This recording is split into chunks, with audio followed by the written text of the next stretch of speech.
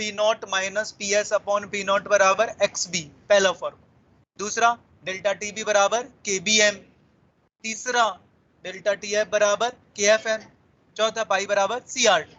इन चारों फॉर्मूले से जो मान निकालते हैं उन्हें क्या बोलेंगे? परिकलित मान, यानी गणना करके, कैलकुलेटिव मान। ठीक है। और जो प्रायोगिक मान निकालेंगे उसको एक और नाम देंगे, प्रायोगिक मान या प्रेक्षित मान। तो प्रेक्षित या प्रायोगिक मान भिन्न प्राप्त होंगे अगर विलयन में विलेय के गणों का संगुणन या वियोजन या आयनन हो जाता है। ठीक है। और व्यू तो फिर प्रेक्षित और परिकलित मान में स्थापित किया वॉन हाफ ने। एक साइंटिस्ट है जिसका नाम क्या है? Van't Hoff. और उसने वो संबंध स्थापित किया और उसको स्थापित किया आई की सहायता से, जिसको क्या बोलते हैं? वॉन हाफ गुणांक। क्या बोलते हैं? वॉन हाफ गुणांक। वॉन हाफ गुणांक आई बराबर क्या होता है? अणु संख्यक गुणधर्मों के प्रेक्षित मान बटे अणु संख्यक गुणधर्मों के परिकलित मान। तो अणु संख्यक गुणधर्मों के ऊपर कौन से मान है? प्रेक्षित। नीचे कौन से? और अणु संख्यक गुणधर्म चार होते हैं, यही चार होते हैं ना। पाई बराबर सबसे पहले जो मैंने लिखा है वो लिखा है मैंने relative lowering in vapour pressure, यानी वाष्प दाब में कौन सा मान है ऊपर? एक्सपेरिमेंट यानी प्रायोगिक। नीचे कैलकुलेटिव यानी परिकलित। ऐसे चारों गुणधर्म के ऊपर कौन से मान रख दिए? प्रायोगिक, और नीचे जो कैलकुलेट करके निकालते हैं। राइट। ओके। तो आई बराबर हो गया कॉलिगेटिव प्रॉपर्टी की ऑब्जर्व वैल्यू अपॉन कैलकुलेटर। अब एक और चीज आपने पढ़ा है, चारों के चारों अणु संख्यक गुणधर्म अवाष्पशील विलेय के मोलर द्रव्यमान के व्युत्क्रमानुपात। ये मैंने आपको बताया था। चारों के चारों अणु संख्यक गुणधर्म जो है अवाष्पशील विलेय के मोलर द्रव्यमान के क्या है? व्युत्क्रमानुपात। विलेय के मोलर द्रव्यमान और अणु संख्यक गुणधर्म में क्या रिलेशन है? व्युत्क्रमानुपात। तो फिर आई बराबर में ये भी लिख सकता हूं, अवाष्पशील विलेय का परिकलित मान अणुभार का, अवाष्पशील विलेय के अणुभार का परिकलित बटे प्रेक्षित मान। क्यों उल्टा लिख रहे थे ना? अणु संख्यक गुणधर्म अपोजिट हो जाएगा क्योंकि अणुभार व्युत्क्रमानुपाती। ये वाली बात समझ में आ गई सबको? ये वाली ओके? ठीक है।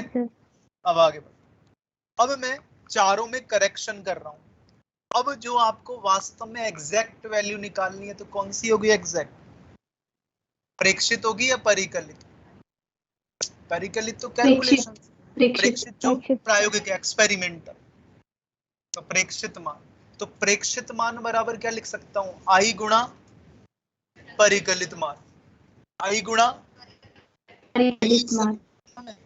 मैं लिख सकता हूं अणु संख्यक गुणधर्मों के प्रेक्षित मान बराबर आई गुणा परिकलित।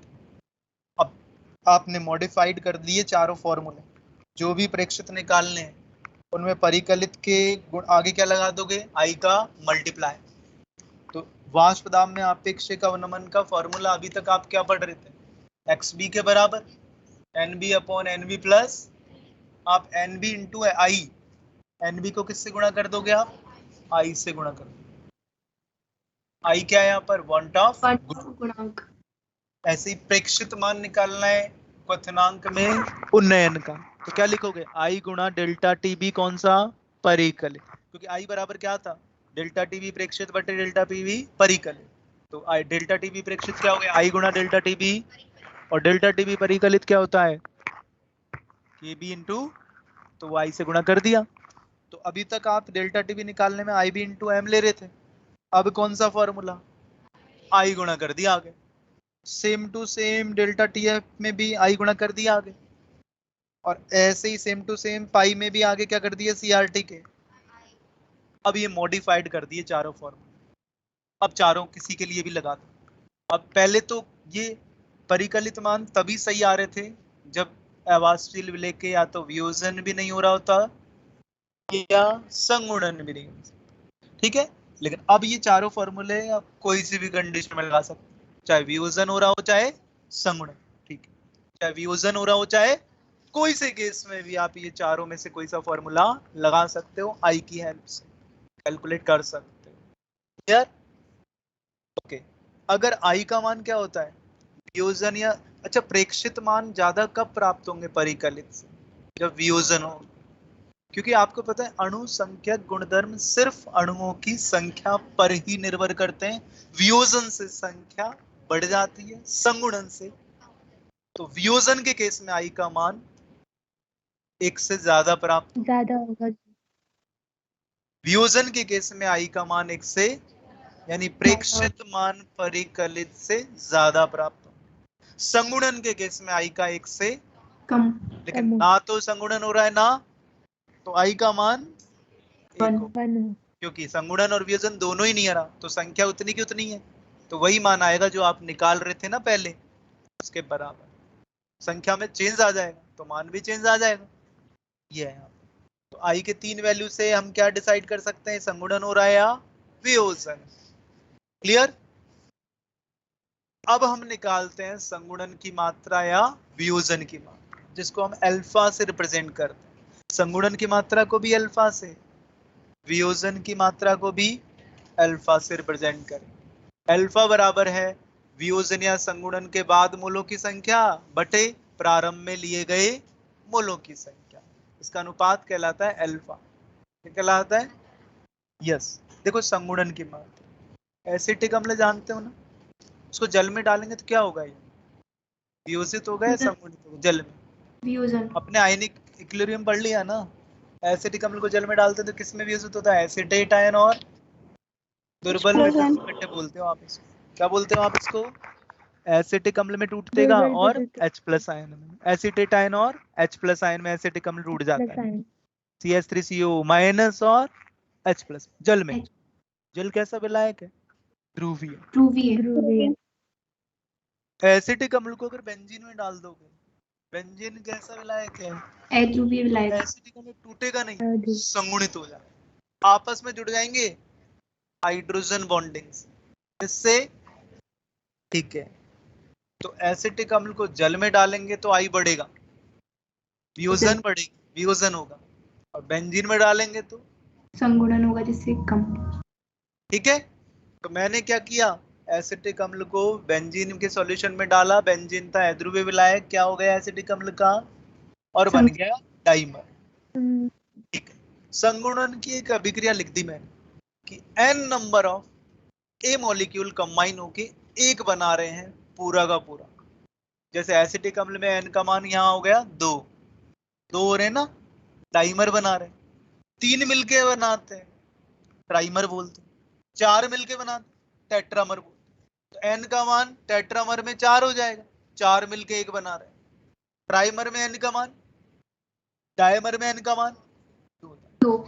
एक के n number of molecule combine होके पूरा बना रहे हैं एक, ये संगुणित अणु हो गया ये, है ना। और ये n क्या है, n क्या है, एक संगुणन में जितने अणु एक भाग ले रहे हैं वही हो गया ना। n का मान 2 है तो डाइमर, 3 है तो ट्राइमर। शुरू में मोल कितने ले लिया, और इसके शुरू क्या हो गए मान लीजिए इसमें से अल्फा अणु संगुणित हो गए, कितने, एक में से, तो बच्चे कितने फिर, एक 1 माइनस अल्फा, क्योंकि अल्फा क्या हो गए, तो संगुणित कितने बनेंगे, अल्फा बाय n। क्यों? क्योंकि n मॉलिक्यूल एक बनाता है, तो अल्फा कितने बनाएंगे, 1/n, राइट। इस तरह से n मॉलिक्यूल क्या बनाता है, वो एक n number of molecules combine होके एक बनाता है ना। तो अल्फा कितने कंबाइन होंगे, अल्फा बाय n, यही हुआ ना। ठीक है, अब संगुणन के पश्चात कुल मोल कितने, ये रहे। संगुणन से पहले कितने थे, तो रेशो निकाल लो आई का, आई बराबर 1 प्लस ये है आई, वो अल्फा नहीं, वो है आई है। आई बराबर क्या होता है, वियोजन या संगुणन के पश्चात कुल मोल बटे प्रारंभ में लिए गए।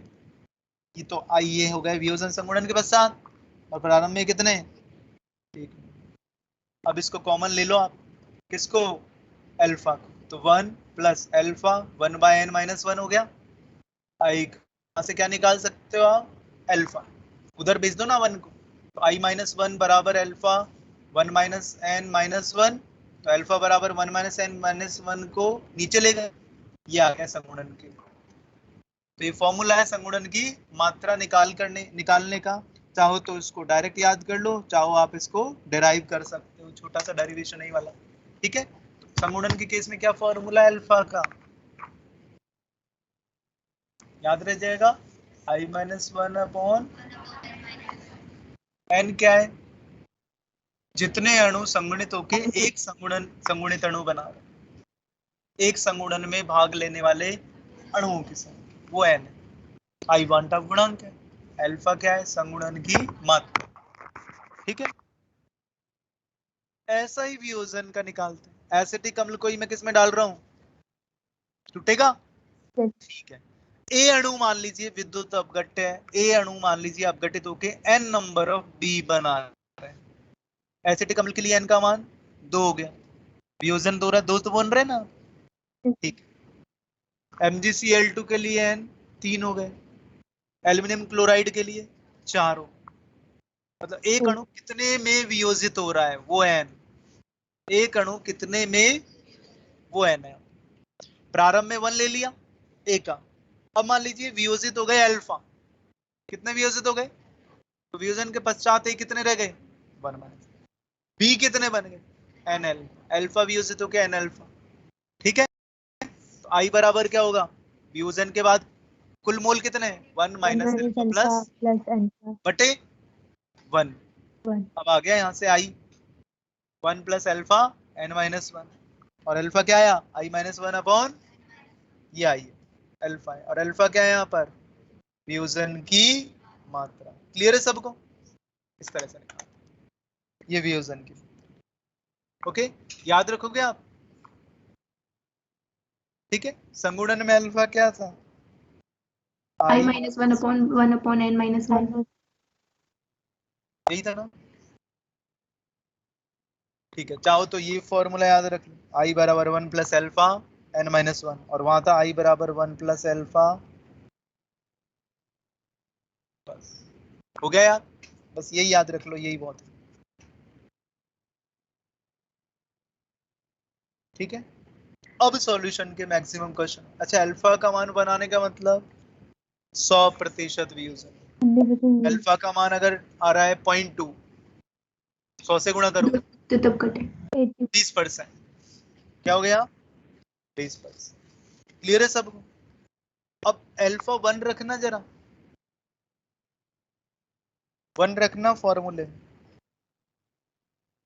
एन नहीं आएगा, यानी प्रबल विद्युत अपघट्य है जिनके लिए अल्फा 1 होता है, तो कुल आई का मान वही होगा जितने वो आयन देते हैं। जैसे MgCl2 है, उसके लिए N भी 2 है, आई भी 2, क्योंकि ये कैसा विद्युत अपघट्य है, प्रबल, कैसा है देखो जरा, NaCl है, हाँ हाँ 3 सॉरी 3 NaCl है, उसके लिए आई या N कितने हैं, सोडियम सल्फेट के लिए, सोडियम फॉस्फेट के लिए, एल्युमिनियम फ्लोराइड के लिए, MgCl2 के लिए, एल्युमिनियम सल्फेट के लिए 5 कैसे, 3 सल्फेट और 3 सल्फेट। इस संकुल को देखना जरा, इस बड़े ब्रैकेट के अंदर जो लिखा है ना, वो आयनित या अपघटित नहीं होता। तो अगर ये टूटेगा तो 3 सोडियम आयन होंगे और एक ये होगा संकुल आयन, कुल आयन कितने हो गए, तो ये आयन का मान ऐसे देखते हैं। क्लियर सबको। तो एक बार MgCl2 का बताना।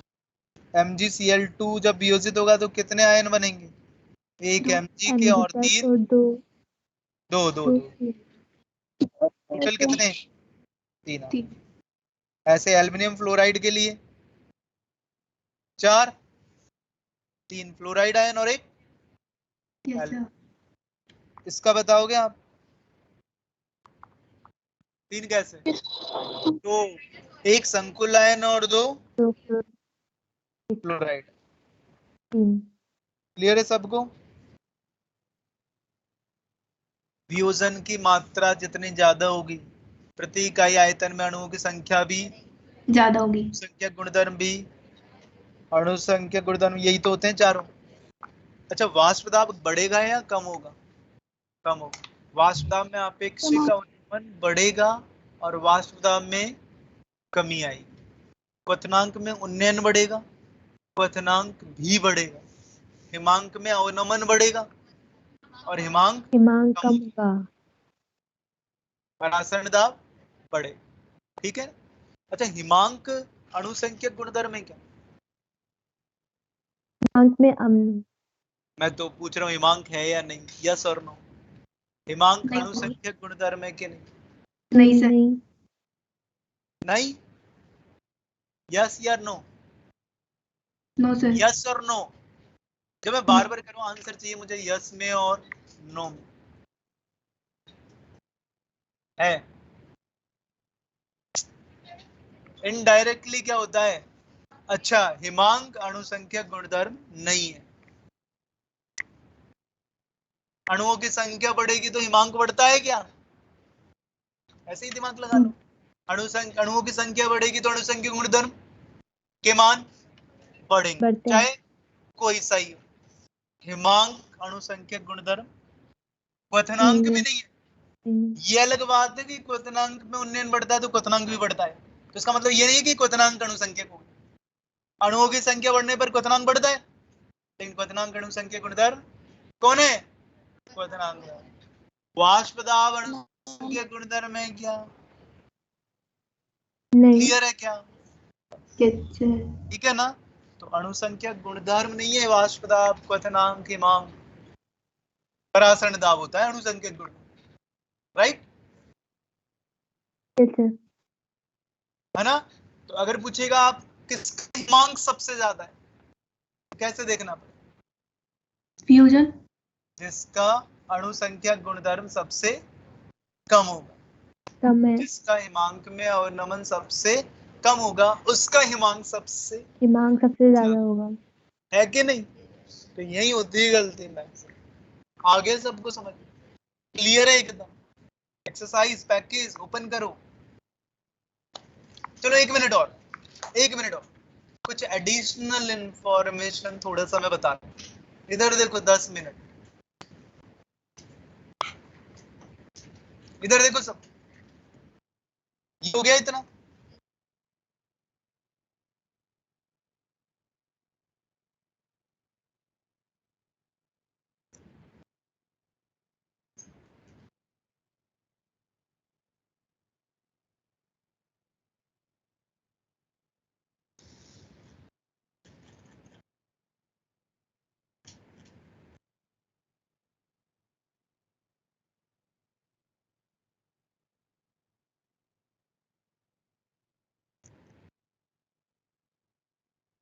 वाष्प, ये याद रखना है बस, नाम जस्ट कि वाष्प दाब में आपेक्षिक अवनमन निकालने का एक विधि है, जिस विधि का नाम क्या है?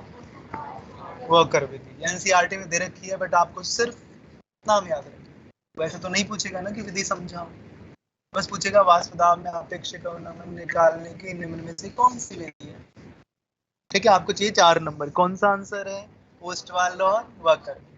परासरण दाब निकालने की वर्कले और हार्टले, शायद आपको याद हो थोड़ा बड़ा। वर्कले और हार्टले विधि में ऐसे 3 विलियन है, ऊपर से ऐसा कुछ डायग्राम है, उसमें भी आरबीसी।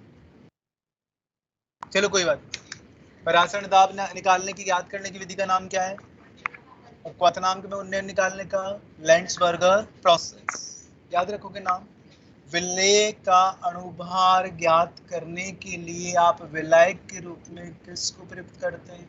कपूर को, कैम्फर को, क्योंकि कपूर का हिमांक मितीय स्थिरांक या केएफ का मान उच्च होता है। तो अणुभार ज्ञात करना क्या होता है? आसान होता है। अणुभार ज्ञात करना क्या होता है?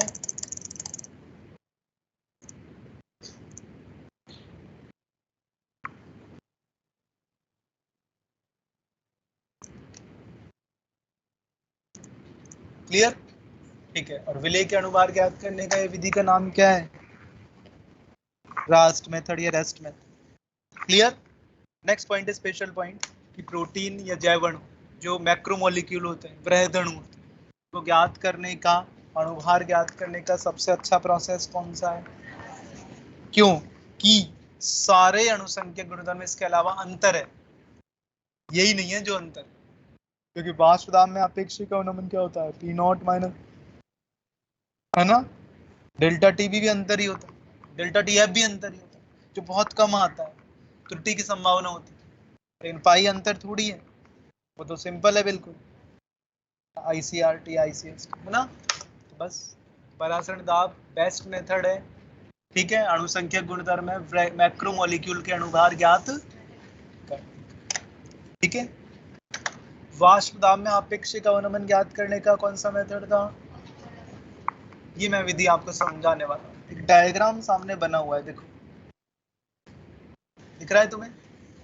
इस डायग्राम में सबसे पहले मैं पास कर रहा हूँ क्या? शुष्क वायु, विलयन से पास हो रहा है पहले, फिर किससे पास हो रहा है? शुद्ध। अच्छा, वाष्प दाब किसका ज्यादा है? शुद्ध विलायक का या विलयन का?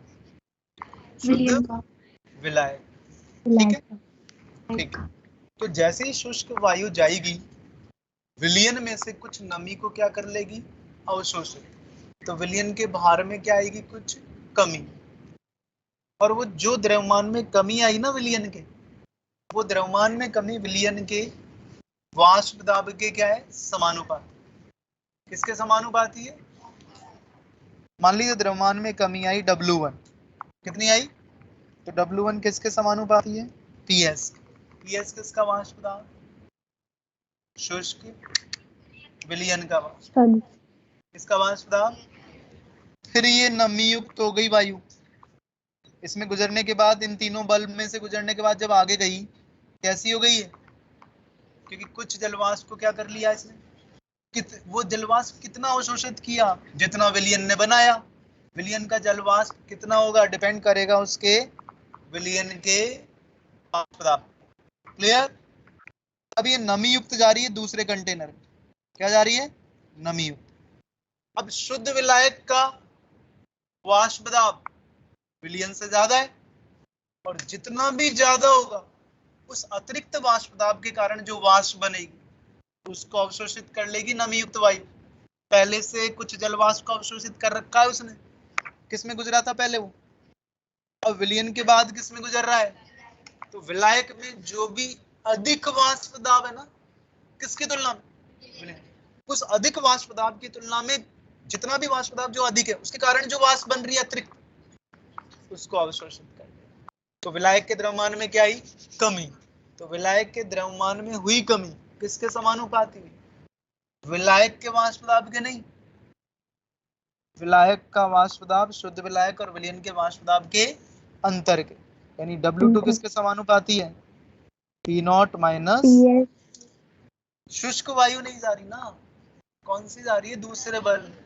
शुष्क जाती तो W2 डायरेक्ट प्रोपोर्शनल हो जाती P0 के, तो पहले से अवशोषित कर रखी है उसने विलयन के कारण जो वाष्प दाब। अब अतिरिक्त वाष्प दाब होगा उसके कारण होगा, तो क्या अंतर है वहां पर? W2 किसके बराबर होगा? शुद्ध विलायक का वाष्प दाब इसका, ठीक है। अब ये नमयुक्त वायु आगे गई और किस में जा रही है फिर? एक यूट शेप ट्यूब में, जिसमें क्या भरा हुआ है? क्या होता है ये? निर्जलीकारक। निर्जलीकारक यानी किसको अवशोषित करना? जल। तो ये जलवाष्प जो भी द्रव्यमान कम हुआ है ना, जो भी अवशोषित किया था किसने? नमीयुक्त। जो भी शुष्क वायु ने अवशोषित किया था, उस सारे द्रव्यमान में वापस कमी आ जाएगी, और कैल्शियम क्लोराइड के भार में क्या आ जाएगी? वृद्धि, क्योंकि उसमें जल को निर्जलीकारक होता है, जल को क्या कर लेता है? नमी को अवशोषित कर लेता है अपनी सतह पर। क्लियर? ओके। अब देखो आगे, विलयन के भार में हुई कमी, यही लिखा था क्या मैंने? और विलायक के भार में हुई कमी, कितने समीकरण बन गए? 2 समीकरण, ठीक है। और कैल्शियम क्लोराइड के भार में हुई वृद्धि, W1 प्लस, इन दोनों का योग कर लेना, P0 minus PS plus PS, क्या हो गया? PA0। यही आया ना? अब ये तीसरी इक्वेशन बनी कि नहीं बनी? अब आप समीकरण 2/3 कर लो, 2/3 क्या हो जाएगा? W2 बराबर not a minus P not a minus P s upon क्या होता है ये? वाष्प दाब में वास्तव में अनुमान क्या हो जाएगा? बराबर W2 अपॉन W1 प्लस क्या लिखेंगे? ऊपर लिखेंगे विलायक के W2 क्या है? विलायक या शुद्ध विलायक के भार में हुई कमी, और नीचे लिखोगे कैल्शियम क्लोराइड के भार में हुई। आगे समझ में? इस क्वेश्चन में दो वैल्यू देगा आपको देगा बूस्टवाल्ड और वॉकर विधि में शुष्क विलायक को, वो शुष्क वायु को पहले विलयन से फिर विलायक से गुजारते हैं, फिर कैल्शियम क्लोराइड, ये कुछ नहीं बोले। बूस्टवाल्ड और वॉकर विधि के दौरान है ना, विलयन के ये कैल्शियम क्लोराइड द्वारा अवशोषित, ये कैल्शियम क्लोराइड के भार में हुई वृद्धि दे देगा और शुद्ध विलायक के भार में हुई कुल कमी दे। अब पूछेगा वाष्प दाब में आपके इतना से देना है, तो आप क्या लिखने वाले हो? ऊपर क्या लिखोगे? W2 विलायक के भार में हुई कमी, नीचे कैल्शियम क्लोराइड के भार में हुई वृद्धि हुई कम दो वृद्धि। वैल्यू वाष्प दाब में आपेक्षिक अवनम। आगे सबको अच्छी तरह से ये फॉर्मूला क्वेश्चन बनता है, ठीक है? ये आईटीज में आता है ये वाला क्वेश्चन, तो फेवरेट है आईटीज, ठीक है? तो अब याद रख लो भाई, ठीक है? हाँ जी, तो ये है वाष्प दाब में आपेक्षिक अवनमन ज्ञात, ठीक है? एक्सरसाइज ओपन,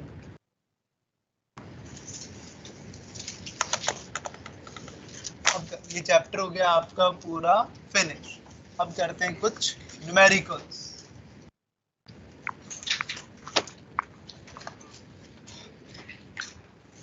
सॉलिड स्टेट थोड़ी सॉलिड, कौन सा चलेगा? केमिकल का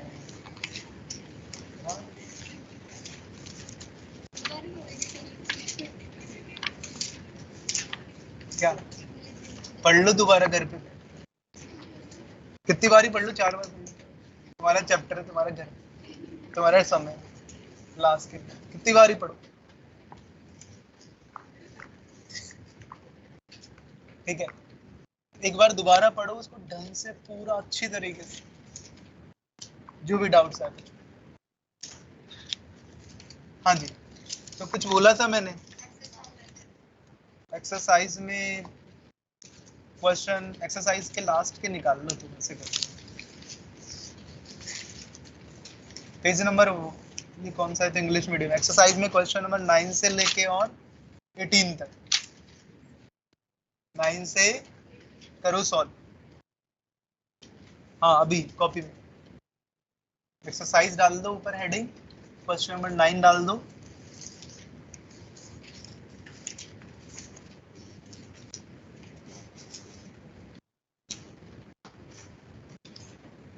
ओपन हो गया, निकल गया, एक्सरसाइज में मिल गया क्वेश्चन नंबर 9, ठीक है? कर दो चालू।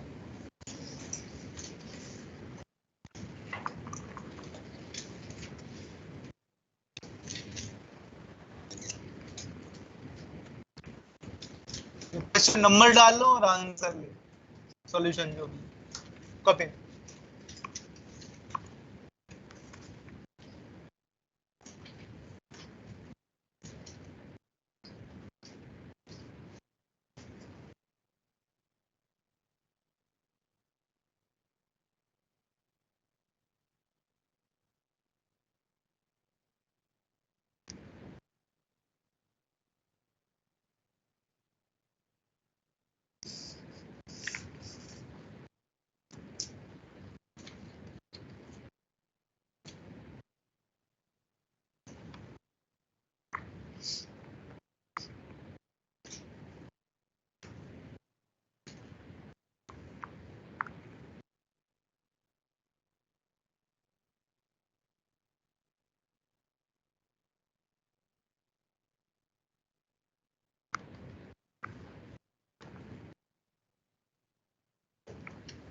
अच्छा एक बात बताओ, इधर देखो, ये 9 क्वेश्चन में थोड़ा सा भी प्रॉब्लम आ रही है आपको करने में या नहीं आ रही? थोड़ा सा सोचना पड़ रहा है। हाँ, अल्प, हाँ प्रवाह। तो टैक्सी मैं हूँ। पूछ रहा हूँ परासरण दाब किसका ज्यादा होता है? पराशर उसका ज्यादा होता है परासरण जो दाब जो पराशित नहीं हो की पाता है। सांद्रता ज्यादा होती है। बस ज्यादा। खत्म, क्लियर काम। अब इधर देखो, इधर देखो, इधर देखो, ये 2 विलियन है ना HCl के, एक लिख दिया 0.1 HCl, एक लिख दिया 0.2 MHCl। जल अणु कहाँ से कहाँ होंगे? इसका परासरण दाब पाई 1 है, 0.1 इसका पाई 2। कौन सा ज्यादा है ये बता? पाई पाई 2 वन। ज्यादा। 5/2 ज्यादा है। क्योंकि पाई बराबर पाई होता 1 है, आई तो सेम है दोनों का। सी किसका ज्यादा? पाई इसका पाई 2 ज्यादा है। सी सांद्रता है, सांद्रता किसकी ज्यादा? पाई 2 है। तो पाई 2 ज्यादा है ना पाई 1 से। पाई 1 से ज्यादा क्या है? पाई 2। क्लियर है? पाई 1 से ज्यादा। जल के अणु कहाँ से कहाँ जाए? पाई 1 से पाई 2। पाई 1 से, पाई पता है ना सब, हो गया। तो कहाँ से कहाँ जाते हैं? जिस विलयन का परासरण दाब कम कम है। है, कम से उच्च की ओर। जिस विलयन का परासरण दाब कम है, वहां से जिसका परासरण दाब उधर जाता है। क्लियर? कौन सा? सेकेंड। पाई 1 से पाई 2 की तरफ जा रहे हैं, यानी पाई 2 ज्यादा है ना पाई 1 से। खत्म। होगी परेशानी तो अगला कर।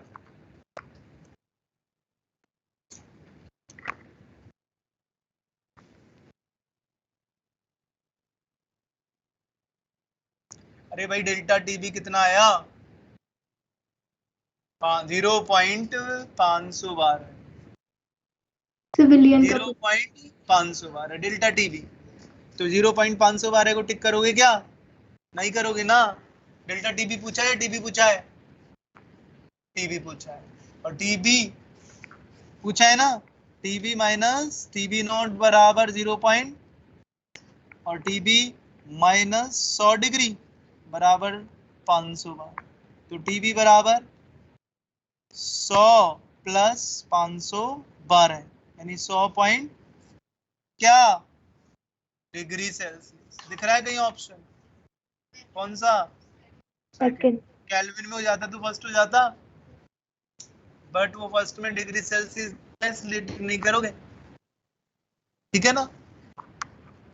अब देखो इसमें पहला ही दिया है ना, ये गलत वाला। मैंने कही थी ना तुमसे कि तुम डिग्री सेल्सियस में बदलो और फिर वो आ जाए पहला, ये लो टिक कर। यूनिट तो देखी नहीं। आगे समझ में? पहला सही कब होता? Yes kelvin. यस। अब बताओ नेक्स्ट वाला क्या बोला है उसने 11वें क्वेश्चन में? क्वथनांक मितीय स्थिरांक केबी या केएफ? केबी। केबी बराबर फॉर्मूला बताया था क्या? क्या? RTB square upon 1000 L.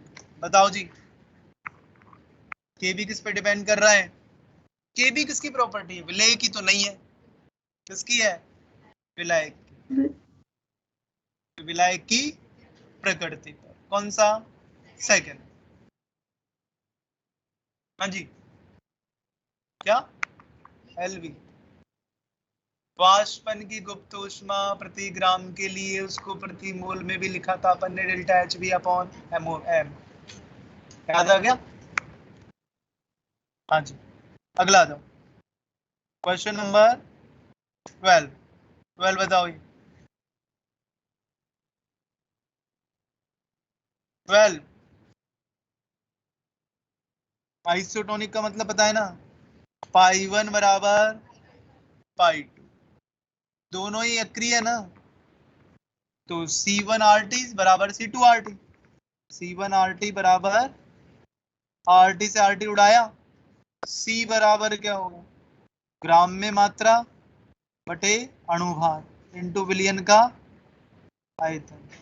W1 और M1, इधर W2 और इंटू V। अच्छा W1 कितना है? 3 ग्राम। मोलर द्रव्यमान कितना है? 180। ठीक है। और विलयन का आयतन, अब देखो इसमें ना मोलर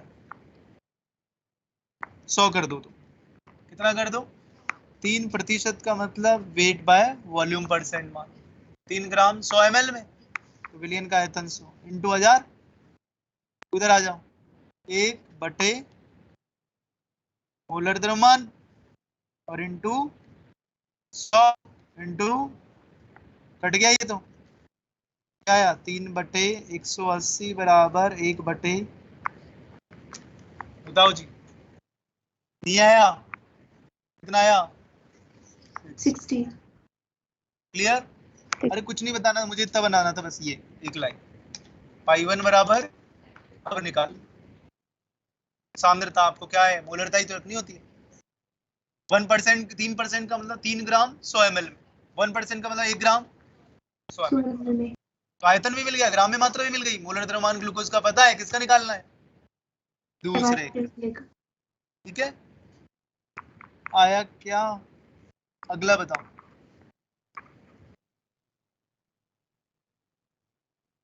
अगला, अरे भाई आई और अल्फा में, अल्फा ही दिया है उसने, आई बराबर 1 प्लस अल्फा, एन का मान 3 माइनस 1, आई कितना 1.6, 1 प्लस क्या यहाँ आ जाएगा अल्फा, तो आप उल्ट वो अल्फा ही तो पूछा है ना, तो आई कितना 1.6 माइनस 1/2, बोलो जी 0.6 बाय 2.3 परसेंट, परसेंट कितना 30%,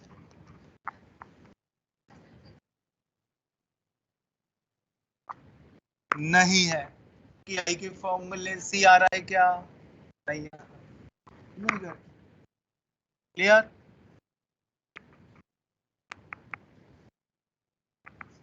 यस, कंफ्यूज करने के लिए, जरूरी थोड़ी सारी वैल्यू का यूज, हमें जो चाहिए वो निकालना है, मिल गई। हाँ जी, ऑस्मोटिक प्रेशर का फॉर्मूला बताओ भाई, पाई बराबर, ये मत यूज लेना कभी, आई लेना है आज के बाद, ICRT। आईसीआर, और आरटी सेम है सबके लिए, तो क्या यूज लेना है, सांद्रता को सी बोलेंगे, आईसी को बोलेंगे प्रभावी सांद्रता, क्या बोलेंगे, जिसकी प्रभावी सांद्रता ज्यादा उसका पाई ज्यादा, तो पाई बराबर क्या आया, पाई प्रोपोर्शनल टू आई, से निकाल लो सब। सुक्रोज का आईसी क्या है, क्यों कि I1 है, I1 क्यों, अक्रिय विद्युत अपघट्ट, सुक्रोज हो गया, यूरिया हो गया, ग्लूकोज हो गया, है ये टूटते थोड़ी है, विद्युत अनअपघट्टे बोलते हैं, क्या बोलते हैं, विद्युत, इनका वन होता है क्या, आई, अल्फा नहीं, आई का मान, आई का, तो सुक्रोज का 0.1 है, आई और सी का उत्पाद, ग्लूकोज का 0.5 है, 0.5, आई और सी का उत्पाद, और यूरिया का 1 ही है, आई और सी का उत्पाद, और NaCl का 4 है, आई और सी का, 4 है, सबसे ज्यादा आई और सी का उत्पाद NaCl, फिर आ रहा है NaCl, यूरिया का, फिर उसके बाद तो परासरण दाब का क्रम भी यही होगा ना, कौन सा ऑप्शन, क्लियर, बता दो 15, यस बॉइलिंग पॉइंट, फिर वापस आई और सी, फिर वापस पहले वाले के लिए आईसी 1 होगा, दूसरे के लिए 2 होगा, तीसरे के लिए 4 हो जाएगा, और चौथे के लिए 3 हो जाएगा, कौन सा ऑप्शन, थर्ड। अगर ये क्वेश्चनांक की जगह हिमांक पूछ लेता तो आंसर किसको टिक करते, सबसे कम, बता दी 16 बताइए, न्यूनतम क्वथनांक 1 हो गया, आई और सी देखोगे 17,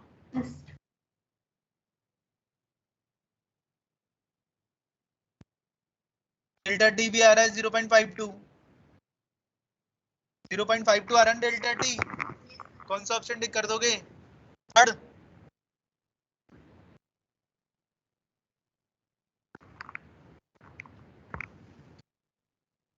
अच्छा तुम सोच रहे होंगे डबल आ रहा हो, क्योंकि आई 2 है। हाँ क्लियर है सबको? आई क्या रखा आपने? भूल गए आई को? डेल्टा टी बी बराबर आई के बी एन लिखा होगा, तो आई 2 तो रखा ही नहीं तुमने। रखा था क्या? तो थर्ड को टिक कैसे कर दिया तुमने?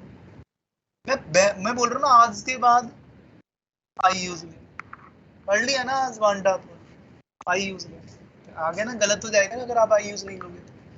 आगे समझ में नहीं आया? अरे भाई डेल्टा टी बी बराबर आई के बी एन, आई कितना 2 और ये 0.521, तो क्या आ जाएगा ये 1.04। अब ऐड करो ये 100 में, टीबी आ जाएगा, तो 101.0 कौन सा? फोर्थ। थर्ड भी है, 17 का क्या आएगा? फोर्थ आए नहीं आए? बताओ इस फोर्थ में किसी को कोई दुविधा? गुड, 18 वाला फोर्थ हो जाएगा। I1 no dissociation, no association. Clear सबको? सेक्शन ए में देखो 1 to 12 में कोई दिक्कत? चलो बताओ मेरे को 15 वाला, सेक्शन ए में 15 टिक करते जाना क्वेश्चन।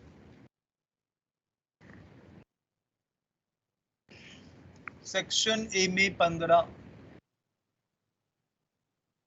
अरे क्या पूछा है इसने? तो दिए, पूछा क्या है? पूछ रहा हूँ मैं, नहीं ऑप्शन देख लो, ये पूछा है कौन सा सही रिलेशन। अरे आई बराबर क्या होता है? 1 plus alpha n minus upon 1 plus alpha कितना रखूं? 0.15 दिया है, 25 दिया है ना, फिर एन कितना रखूं? 5 माइनस, तो ये आ गया 2, तो ये आया आई। आई क्या आया? आई 2 होने का मतलब, अब आपको पता आई बराबर कॉलिगेटिव प्रॉपर्टी का कौन सा प्रॉपर्टी? प्रेक्षित, और नीचे परिकलित। अब देख लो, आप ऑप्शन देख लो, एक्सपेरि बॉइलिंग पॉइंट बराबर नहीं होंगे क्योंकि 2 हो गया वियोजित हो जाएगा, तो नॉर्मल बॉइलिंग पॉइंट 2 गुणा एक्सपेरिमेंटल नहीं, एक्सपेरिमेंटल बराबर 2 गुणा परिकलित। थर्ड।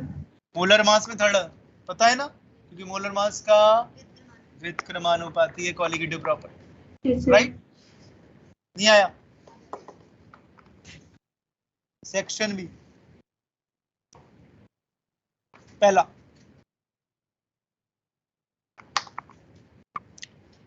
एक बात बताओ, जिसका बॉइलिंग पॉइंट ज्यादा उसका वाष्प दाब कम, बस साइड में इतना सा लिख दो, boiling point inversely proportional to vapour pressure, state of matter में बढ़ चुके।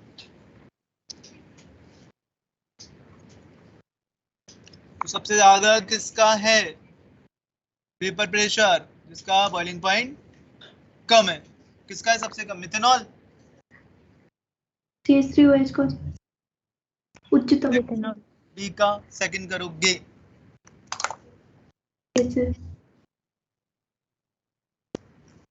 कर लिया आपने? आ गया था आपको?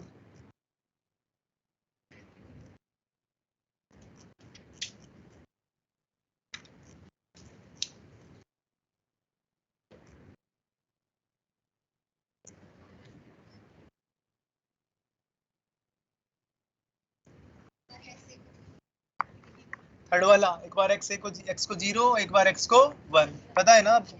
गुड। फोर्थ वाला हो जाएगा? बताओ फोर्थ वाले में क्या करना? देखो x से दिया है 0.5, x भी दिया है 0.5, और पी नॉट ए दिया है 119, पी नॉट भी दिया है 37। क्या पूछा है? टोलुइन का ये टोलुइन का है ये। अब वाष्प प्रावस्था में पूछा है तो क्या होता है, पी पीबी बराबर क्या बोलूं मैं, पीटी वाई बी। तो वाई बी बराबर क्या आ जाएगा, पीबी अपॉन पीबी बराबर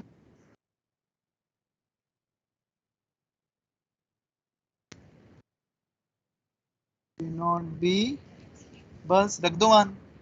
टी नॉट बी कितना है 37 इंटू 1/2, और इधर 119 गुणा 37 गुणा 1/, आंसर आया। नेक्स्ट बताओ, 5 वाला हो जाएगा आराम से, 6 वाला भी हो जाएगा, 7 वाला बता चुका हूँ, 8 वाला, 9 वाला बताओ, 9 वाला, 9 वाला बताओ जल्दी से। विमान किसका, आई और सी का उत्पाद क्या देखोगे, मिनिमम या मैक्सिमम, आई और सी का उत्पाद, मिनिमम। क्वेश्चन नंबर 9 का आई और सी का उत्पाद 2 इंटू 0.01 0, और इसके लिए 2 से भी कम हो जाएगा वैसे तो, हाँ सबसे कम यही हो जाएगा, सेकंड हो जाएगा आंसर।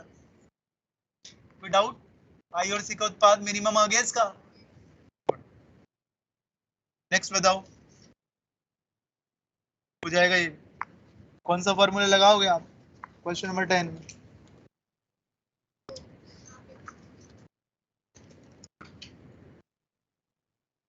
अरे भाई P naught minus P s upon P naught is equals to,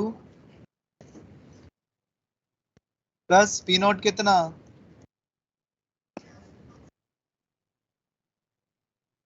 बस क्वेश्चन नंबर 11 बताओ।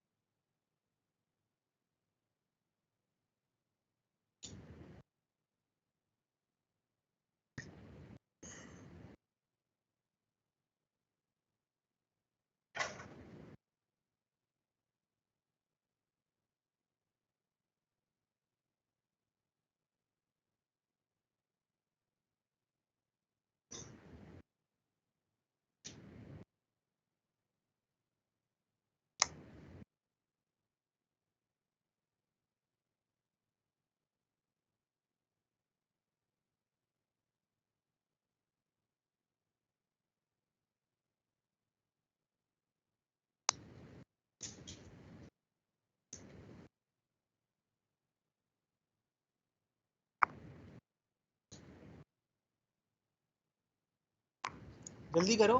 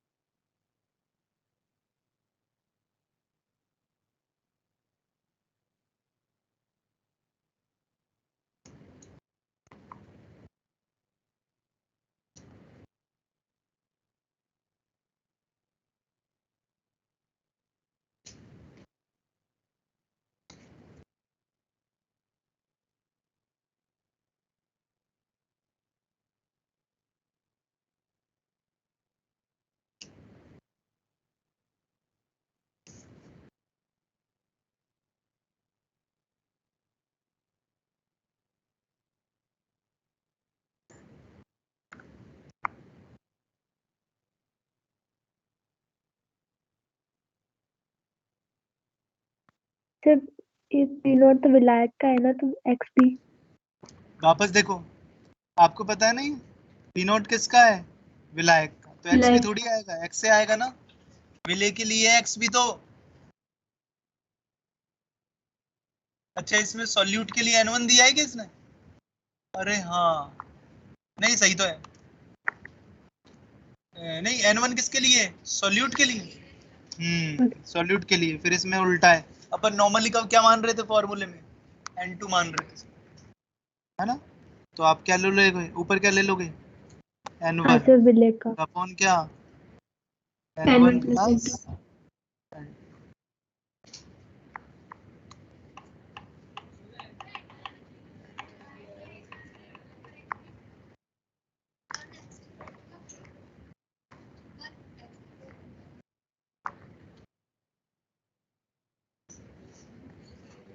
खुद ही बोल रहे हैं और खुद ही सही है फिर बाद में।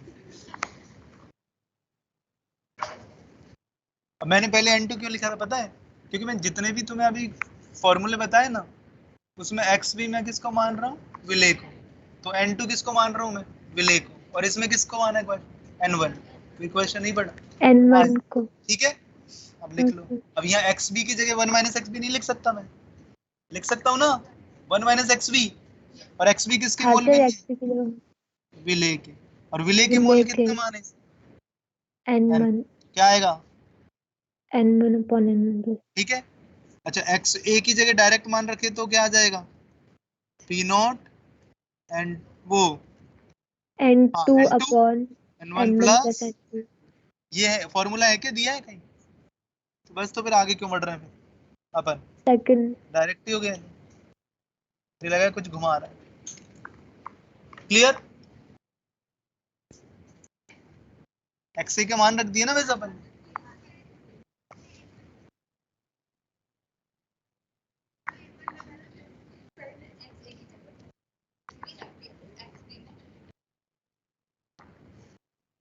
ठीक है। हाँ जी नेक्स्ट क्वेश्चन नंबर 13 करोगे आप, चलो हो जाओ, चलो जल्दी से करो 13।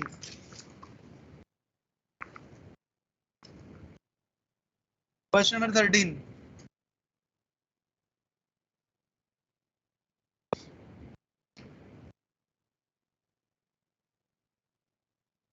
सबसे पहले क्या निकालोगे, I, delta T B equals to I K B M.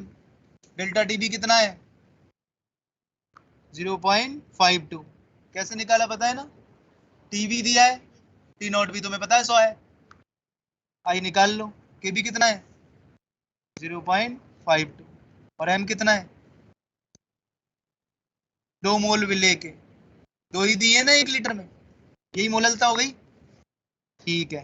तो आई बराबर आया 1/2 यानी 0.5, और आई बराबर होता है 1 प्लस अल्फा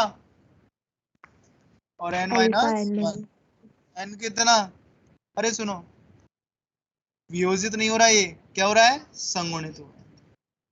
1/2 माइनस 1/n वाला फॉर्मूला लगेगा, कौन सा फॉर्मूला, ये वाला। अल्फा कितना दिया है 0.5, 1 प्लस अल्फा 1/2 माइनस 1 कितना आएगा 0.5 बराबर 1 माइनस 0.5 अल्फा, तो 0.5 अल्फा इक्वल्स टू 0.5, तो अल्फा आ गया कितना परसेंट, 100%।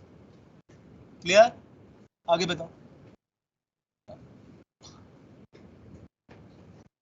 14 वाला तो समझ में आ ही गया होगा आपको, क्या, delta T b proportional to m या प्रोपोर्शनल टू के बी, और delta T f proportional to K f. बस रेशो निकाल लो इनका, स्मॉल एम से स्मॉल एम तो कैंसिल ही हो जाएगा,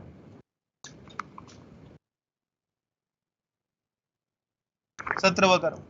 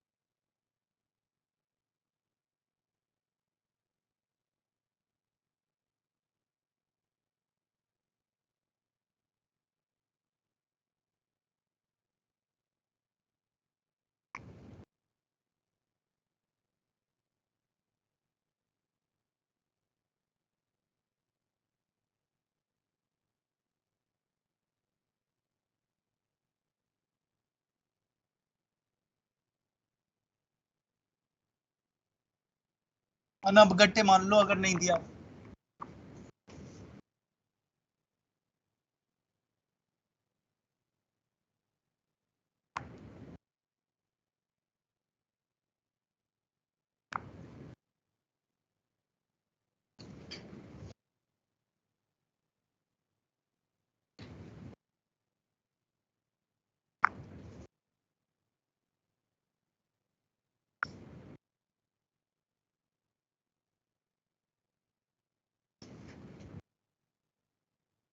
हाँ बोलो।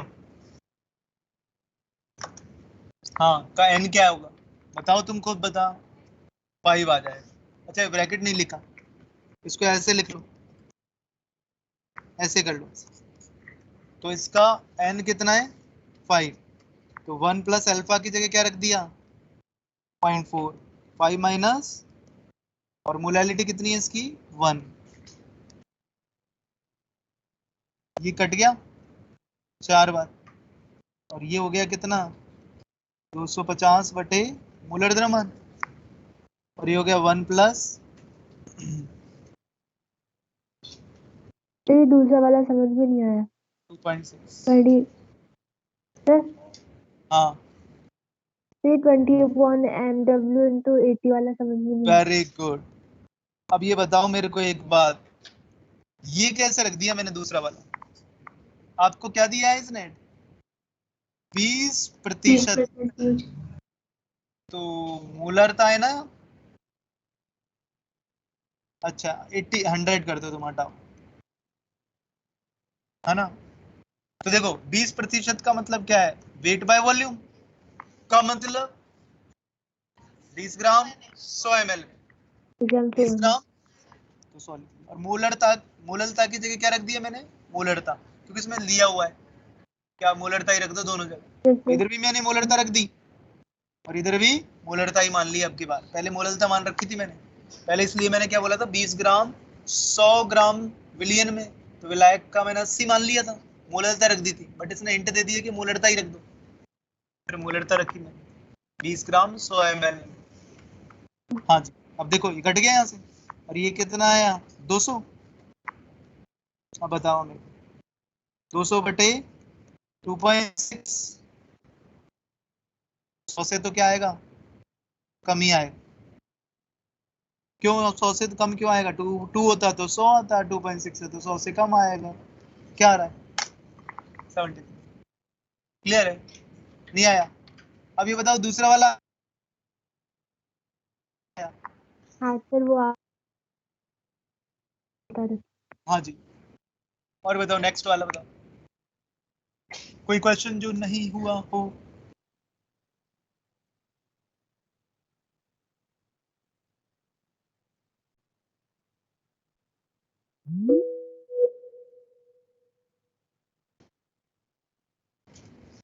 मंडे क्या मंडे, केमिकल काइनेटिक्स।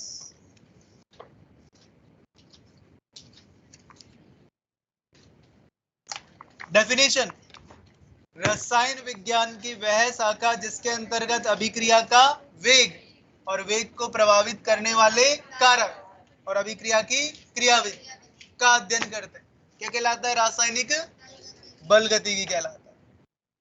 सबसे पहले हम पढ़ रहे हैं इसमें अभिक्रिया का वेग, 23 डिग्री सेल्सियस टेम्परेचर है, कोई न्यूज नहीं है, ठीक है। हाँ जी, रसायन से नोटिफिकेशन ऑफ करने का आता है कुछ शायद, कैसे करते हैं, है ना, मेरी में आता है ऑन हो रखा है नोटिफिकेशन, ये उनको नहीं आता ऑनलाइन, ये तुम्हारे लिए ही, उनको नहीं आता जो ऑनलाइन अटेंड कर।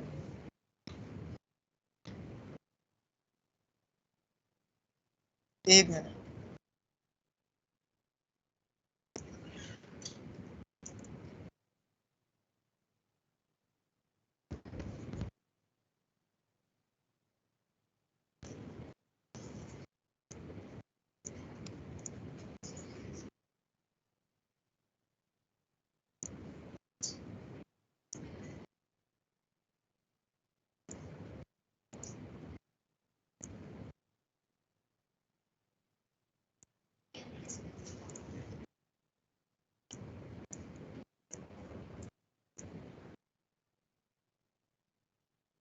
खत्म।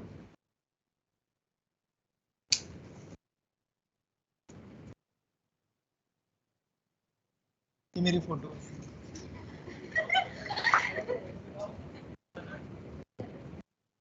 हाँ बस अभी की है।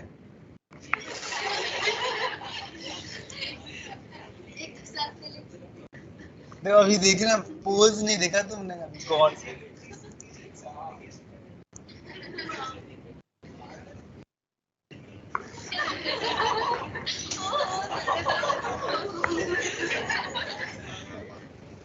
मैं ऐसे खड़ा, फिर फोटोग्राफर ऐसे बोला ऐसे क्यों खड़ा है, ऐसे हंस के करे, ऐसे करे, मैं भी ऐसे।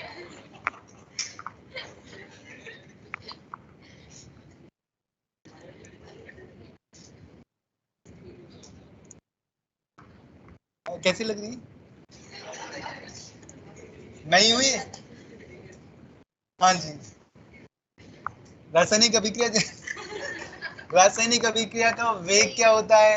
सांद्रता परिवर्तन बटे परिवर्तन में लगा। ये अभिक्रिया का सांद्रता में परिवर्तन बटे परिवर्तन में लगा समय। ठीक है, सांद्रता में परिवर्तन किससे दर्शा रहा हूं मैं? C2 minus C1 upon T2 minus ये समय।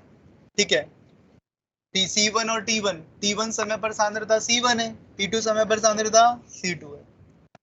ओके, अब अभिक्रिया का जो ये औसत वेग है, ठीक है, इसकी इकाई क्या हो गई? यूनिट। सांद्रता की क्या होती है? मोल प्रति लीटर, और समय की मोल पर सेकंड। लीटर, यूनिट क्या हुई? Mole litre inverse, mole mole litre inverse second. Second inverse. आ गया ना? ठीक है, तो ये है रासायनिक अभिक्रिया के वेग की इकाई। अब आता है औसत वेग। औसत वेग हम कैसे निकालेंगे? दो तरह से निकाल रहे हैं, अभिकारकों के सापेक्ष और उत्पादों के सापेक्ष। इधर देखो ध्यान से, आपको पता है किसी भी अभिक्रिया के प्रारंभ में, बिल्कुल प्रारंभ में, जब अभिक्रिया स्टार्ट भी नहीं हुई, उत्पाद क्या है? जीरो। अभिकारक मैक्सिमम जो आपने लिए, अभिकारक कितने होंगे? जो आपने समय के साथ अभिकारक, उत्पाद, अभिकारकों की सांद्रता देखो क्या हो रही है समय के साथ? कम हो रही है। पहला वाला ग्राफ है अभिकारकों की सांद्रता और समय में जो कम होती जा रही है, और उत्पादों के लिए यही ग्राफ। क्लियर है? अब मैंने T1 समय पर सांद्रता देखी अभिकारकों, T1 समय पर कितनी मिली, और T2 पर देखो ये C1 और ये C2 हो गया का।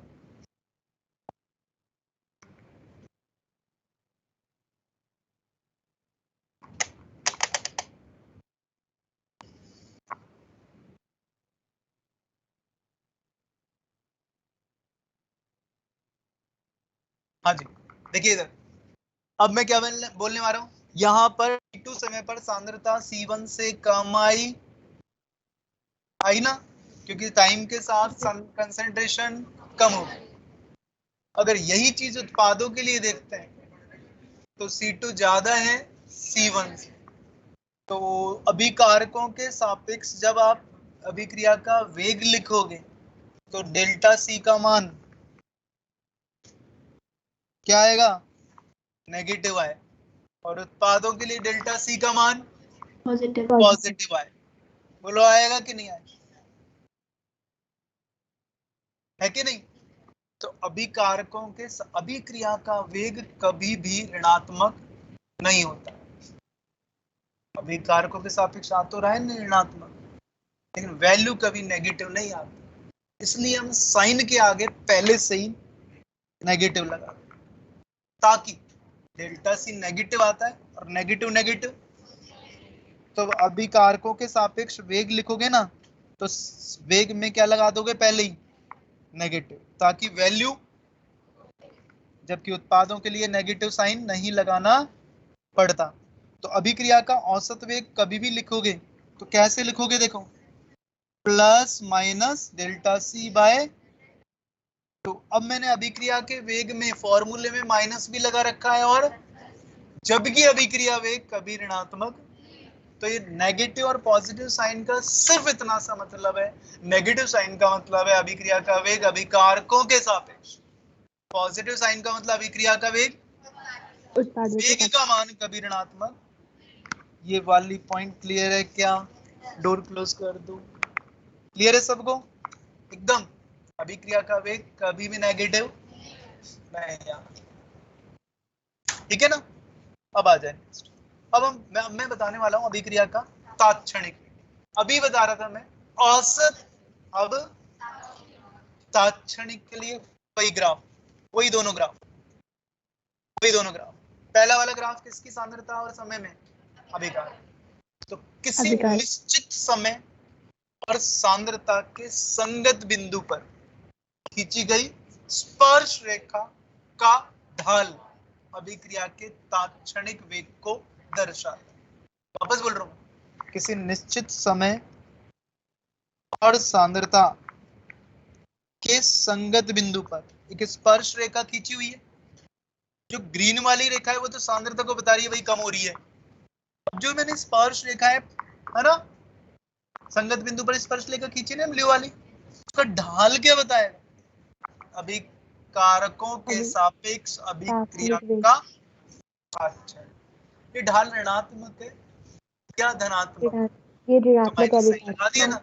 डेल्टा सी यानी delta C upon delta C यानी सांद्रता में सूक्ष्म परिवर्तन, डेल्टा टी यानी सूक्ष्म समय अंतराल, अत्यंत सूक्ष्म समय अंतराल में। अभी तो तात्क्षणिक बोला, किसी क्षण पर अभिक्रिया का भी तात्क्षणिक। क्लियर? यही हम उत्पादों के सापेक्ष निकालेंगे तो पॉजिटिव स्लोप आ जाएगा। क्लियर? ठीक है, दोनों ग्राफ क्लियर है सबको? ठीक है, ये तात्क्षणिक वेग का भी दर्शाने का वही तरीका है जो औसत वेग। बस वहां डेल्टा सी यानी ज्यादा समय, वो सांद्रता में अंतर ज्यादा, और dt यानी कम, फिर डेल्टा टी यानी और भी सूक्ष्म, ऐसा बोलते हैं। अब किसी यहां से क्वेश्चंस पूछे जाते हैं, यहां से अब तक क्या क्या क्वेश्चन पूछ सकते हैं जहां तक पढ़ा है? एक तो वो नेगेटिव पॉजिटिव साइन का मतलब, दूसरा अभिक्रिया वेग की इकाई इसका, ठीक है, और ग्राफ से पूछ लेगा भाई सांद्रता अभिकारकों के लिए क्या होगी? समय के साथ कम होगी, उत्पादों के लिए बढ़ जाएगी। क्लियर है? अब यहाँ किसी रासायनिक अभिक्रिया के लिए अभिक्रिया का वेग दर्शाने का तरीका, अभिकारकों के सापेक्ष भी और उत्पादों के सापेक्ष। अभिकारकों के सापेक्ष जब अभिक्रिया दर्शाते हैं तो साइन क्या लगा देते हैं? नेगेटिव। क्लियर? यस। अब यहाँ इस अभिक्रिया में ए और बी कौन अभिकारक, सी और डी कौन? N1, N2, N3 और N4 ये है अभिकारक और उत्पादों के रस समीकरणमितीय स्थिरांक, राइट?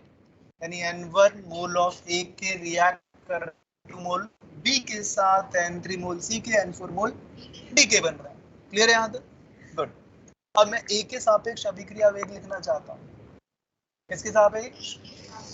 A की सांद्रता में परिवर्तन बटे परिवर्तन में लगा सा, और आगे लिख देंगे रस समीकरणमितीय गुणांक है ना, उसको 1/में करके, क्या करके? 1/में करके रस समीकरणमितीय गुणांक, और साइन लगा देंगे क्योंकि ये अभिकारक।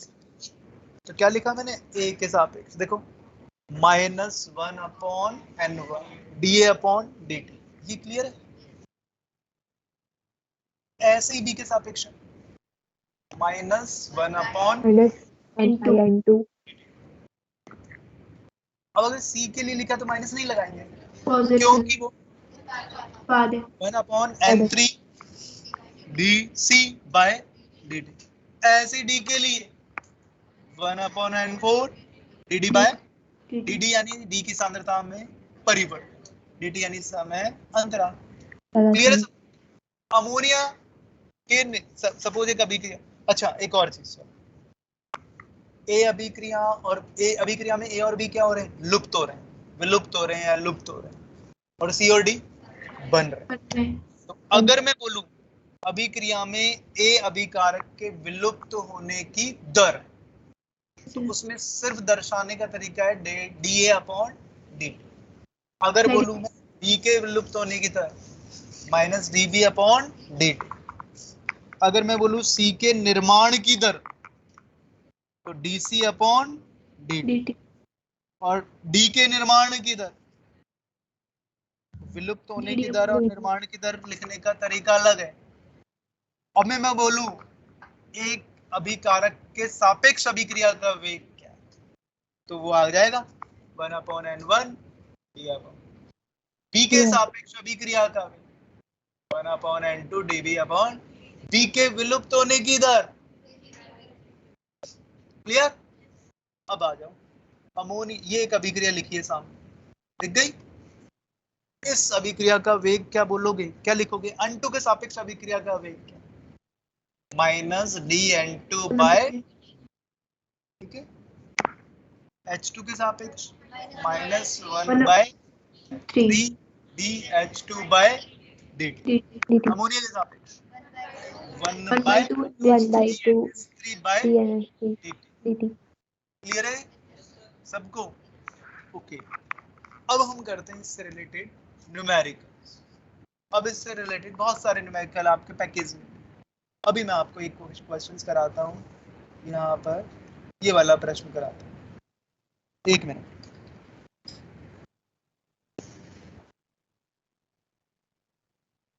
ये 3 पूछे मैंने, प्रश्न दिख रहा है सबको?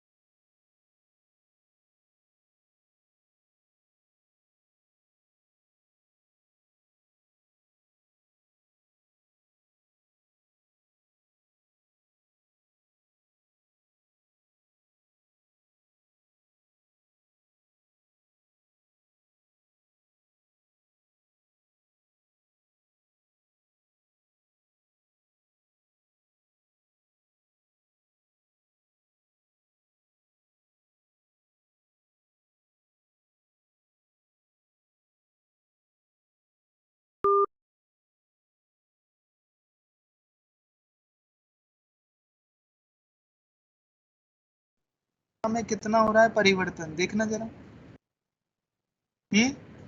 0.0 समयांतराल क्या आ जाएगा? 2 into 10 power -3 whole litre inverse. बोलो आएगा? हाँ, जो क्या पूछा है ये, क्या पूछा है मैंने? ये विलुप्त होने की, देखना जरा।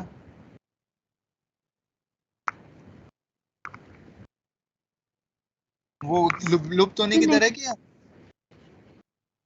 क्या ये? अगर है ना, अब देखो, है ना, तो कभी भी लुप्त होने की दर, निर्माण की दर, तो उसमें ये नहीं आ रहा। ठीक है, अब आ जाओ इधर।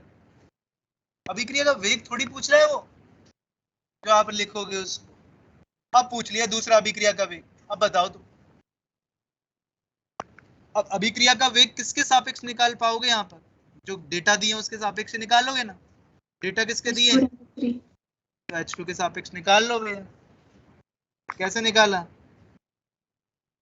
1/3 DH2 बाय, तो 3 से क्या कर दोगे? तो 2/3 into 10⁻⁷ बोलो क्लियर है क्या? अब आ जाओ अमोनिया के निर्माण की दर के अभिक्रिया वेग कितना है? 2/3 10⁻³ इधर देखो जरा, यही है ना रिलेशन, ये वाला मान और ये वाला मान बराबर है। और वो बराबर कितना निकाला था अभी आपने, और पूछा क्या है आपको? तो उधर ट्रांसफर कर दूं मैं, तो क्या आ जाएगा? 4/3 गुणा 10⁻⁻3। बोलो आया क्या? हाँ जी, क्लियर है सबको? क्या आ जाएगा यहाँ पर? 2/3 गुणा 10 की पावर माइनस था, मैंने क्या लिख दिया 4/3 गुणा 10 की पावर माइनस 3, यानी 1.33। क्लियर सबको, आगे समझ में? Good.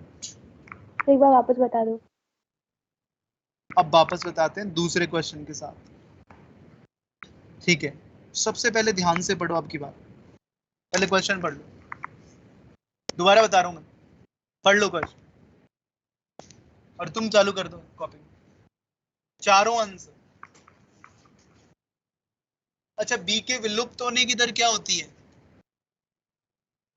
dv by dt। dt। हाँ, dv by dt। निकालो, डीबी क्या है?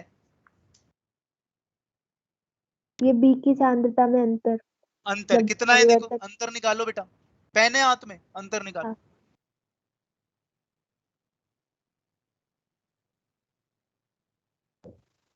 0.58 times by minus 3। हाँ, और बटे लगा 20 लगा पहला 20। आंसर आ गया, हाँ।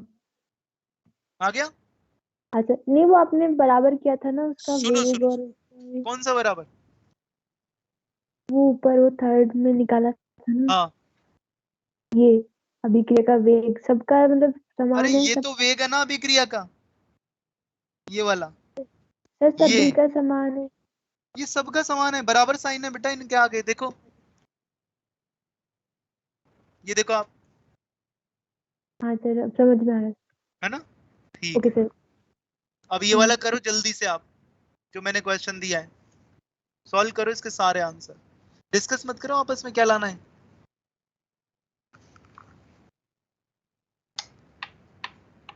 चारों आंसर सही होने चाहिए सबके।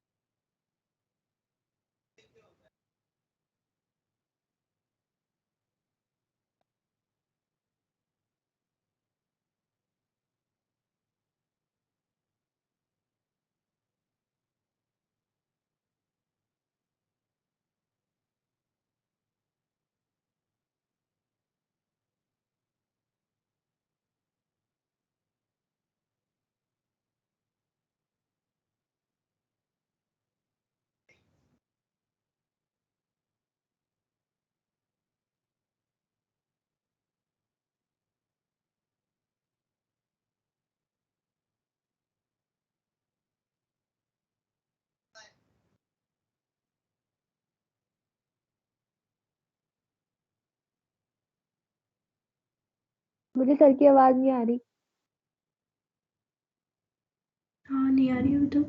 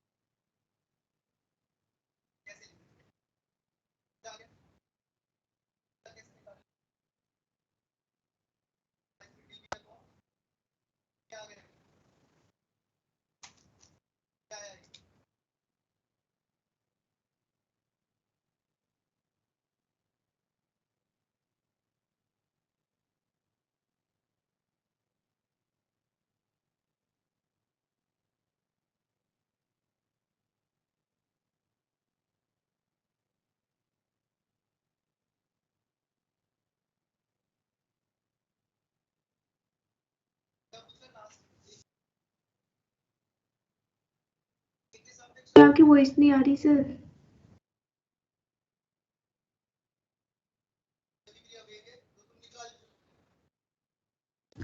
सर माइक लगाना भूल गए शायद।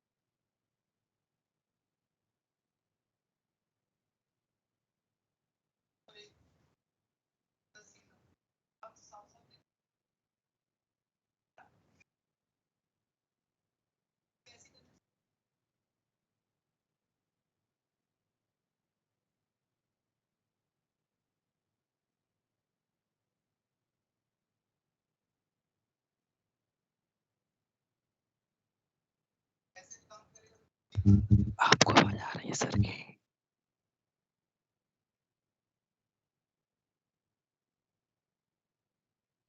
नहीं आ रही किसी को भी। कोई कॉल करके बोल दो सर को। सर माइक तो लगा लो। सर को बोल दो। स्क्रीन भी नहीं चल रही ना। स्क्रीन तो रुकी हुई है, पता नहीं कुछ समझा रहे शायद क्लास वालों को। लड़कों को डांट रहे हैं।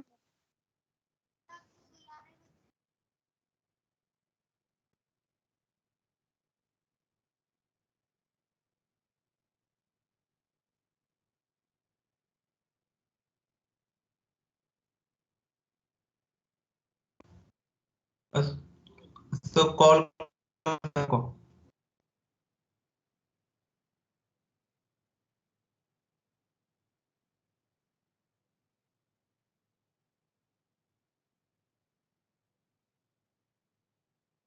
सॉल्व करो, एक मिनट सॉल्व कर इसको पूरा। रुको, वेट करो, बोलो मत। अशोक यादव चुपचाप सॉल्व करो, वेट करो।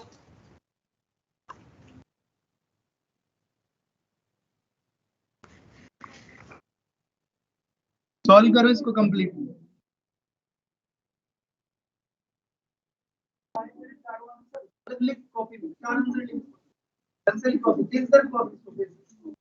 अभी इसी में घुस रहा है। अरे मैं क्यों मारूंगा? उठ जाएगा सर, समझ में नहीं आती। वो आर्ग्यूमेंट तो बिल्कुल ही मत किया, मेरे सामने मत ही किया सर। हाँ, समझ में नहीं आता, मैं ऐसे बोल रहा हूँ कभी भी उठ नहीं जाएगा।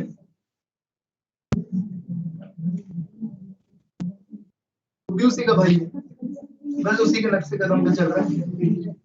हाँ, क्या निकाला? पहला मान है, पहला फर्स्ट मान। दूसरा, हाँ दूसरा क्या पूछा है मैंने? हाँ, तो ये बता रहा है।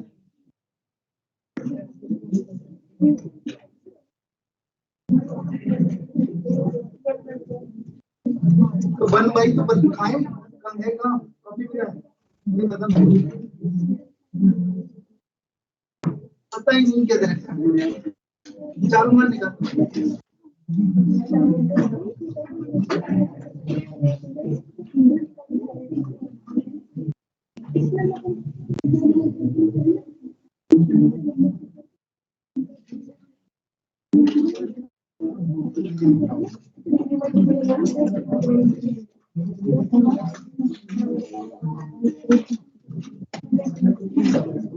हाँ, इतनी सांद्रता में परिवर्तन हुआ है।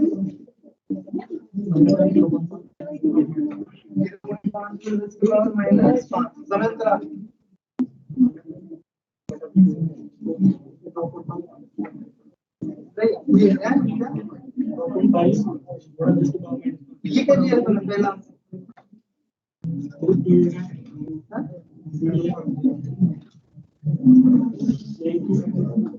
पहला क्वेश्चन कौन सा है? पहला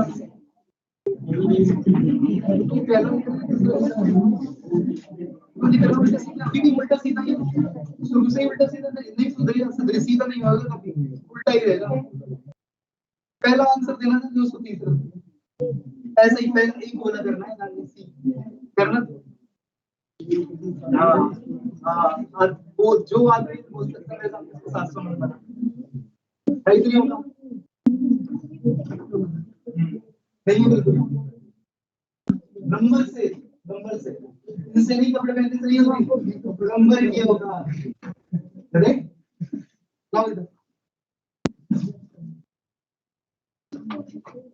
हाँ, ये कौन सा -3 अपॉन कितना? 20 है ना?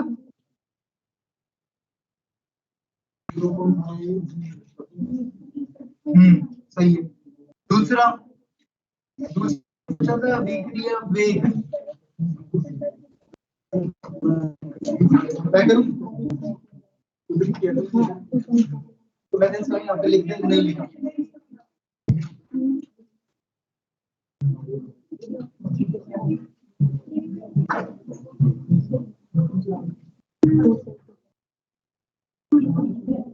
इधर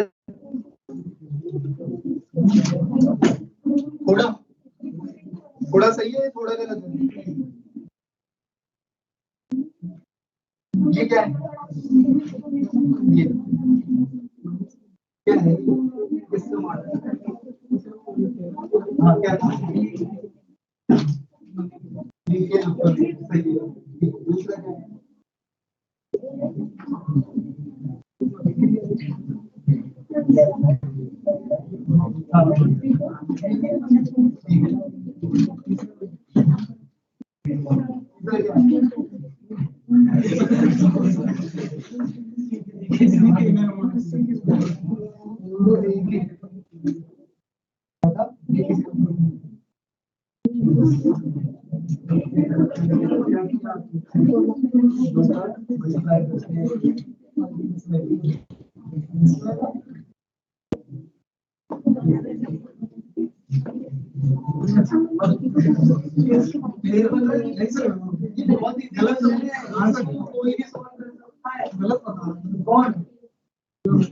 कोई बात नहीं। तो हाँ अब तीन बार जरूर सिलेक्शन की सीट चाहिए, जरूरत उसकी है, किसकी जरूरत है देखो बस।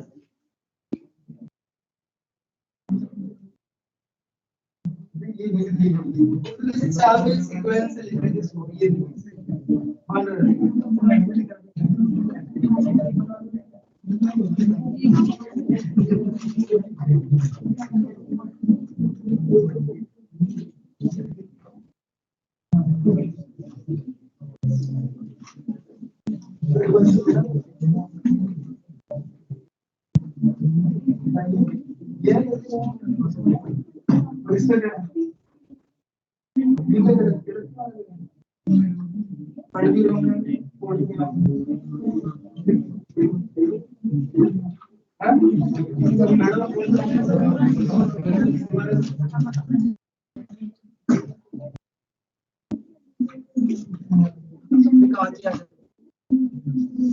हाँ हो गया। एक फर्स्ट वाला सेकंड वाला अभी क्रिया लिखा ना कौन सा था क्या क्या बोला कौन नहीं ये कर सकते ये हाँ हाँ अभी तो यही हो गया ना, जैसे ये क्या है dv by dt तो बटे 3 तो करना है, बटे क्या करना है 3 क्या है ये लिखा ना समझ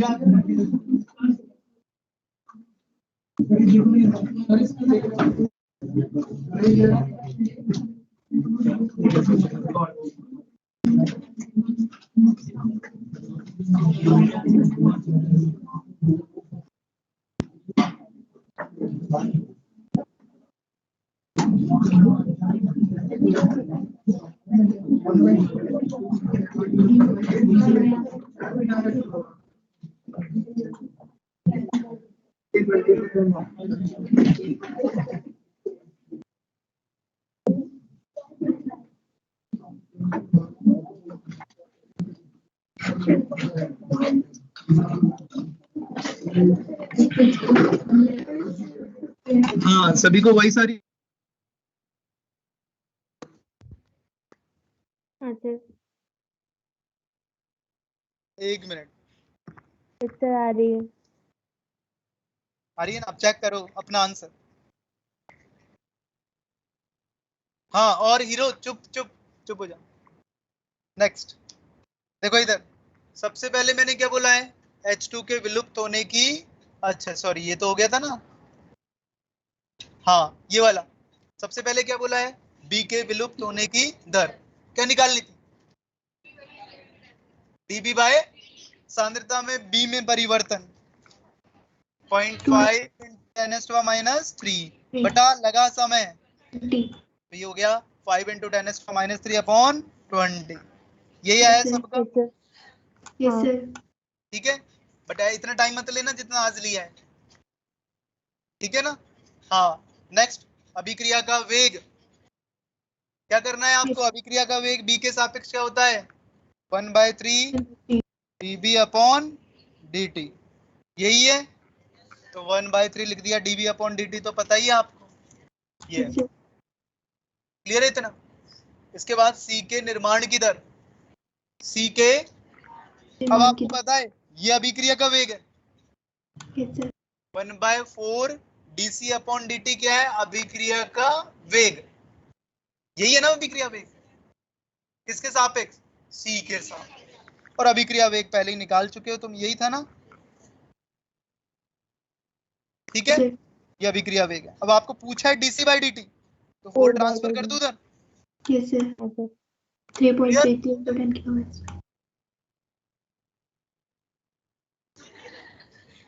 ए के विलुप्त होने की दर, ए के विलुप्त होने की दर। अब ए के विलुप्त होने की दर, सबसे पहले ए के सापेक्ष अभिक्रिया का वेग 1/2 dA/dt, वो अभिक्रिया का वेग आपने निकाल चुका है। अब dA/dt पूछिए, 2 का क्या कर दोगे इससे मल्टीप्लाई, है ना? यही आया। किस किस के चारों क्वेश्चन सही है ईमानदारी से? सर यहाँ पे टी के विलुप्त होने की दर आएगा ना सर, फोर्थ। अब ये मत देख कि उसका सही है कि नहीं, ये देख तेरे नहीं है ना सही, खत्म। सर हाँ, सर डी के विलुप्त होने की दर, डी के विलुप्त होने की दर बताऊं? अच्छा, डी के विलुप्त होने की दर और अभिक्रिया का वेग सेम है क्या? यस सर, डी के विलुप्त, सॉरी, डी के निर्माण की दर, विलुप्त कैसे हो जाएगा? सेम डी है। के निर्माण की दर क्या हो जाएगी? जो अभिक्रिया का वेग है। क्लियर सबको? Okay, yes sir.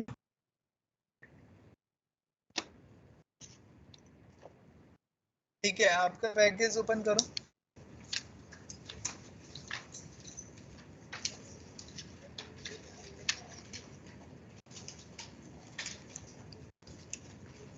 बिना बोले भी कर सकते हो आप, है ना? ठीक है,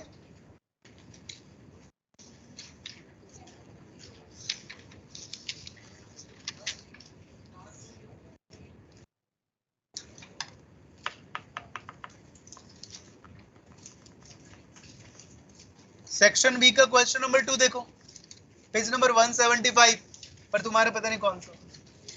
सेक्शन बी का क्वेश्चन नंबर 2 आसान है, 171,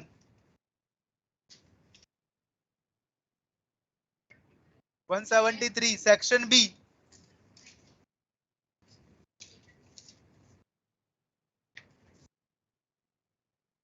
सेकंड क्वेश्चन क्या? Second question, yes sir. कौन सा ऑप्शन सही है? सेकंड वाला। क्लियर है सेकंड वाला?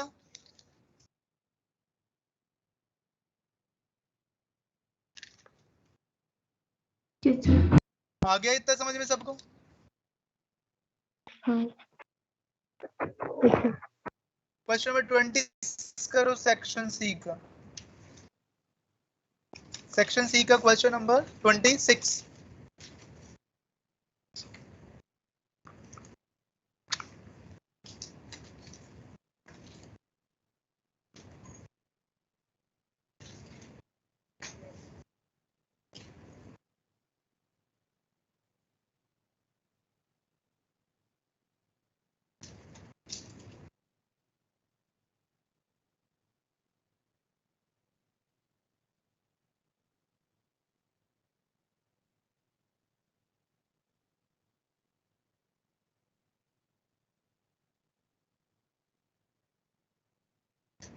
अरे बिना बोले करो, अपने खुद करो तुम, है ना? तुम अपनी कॉपी में, तुम अपनी कॉपी,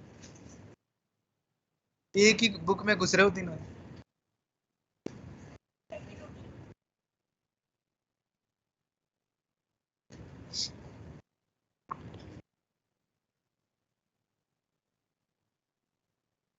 तो ये तो कोटि का क्वेश्चन है। 26 सेक्शन सी का क्वेश्चन नंबर 26 सेक्शन सी का।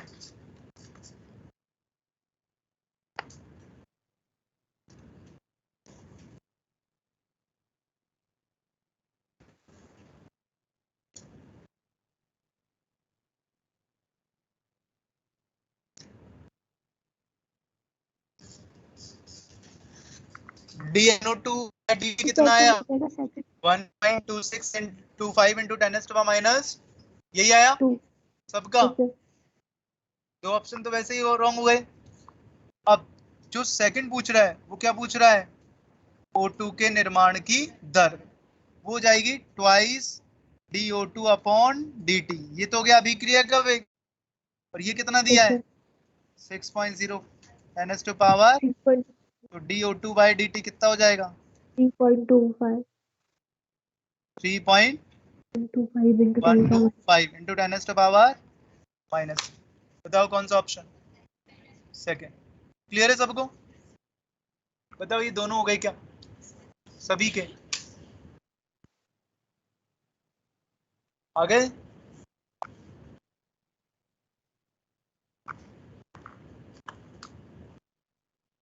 नेक्स्ट अभिक्रिया के वेग को प्रभावित करने वाले कारक, 5 कारक।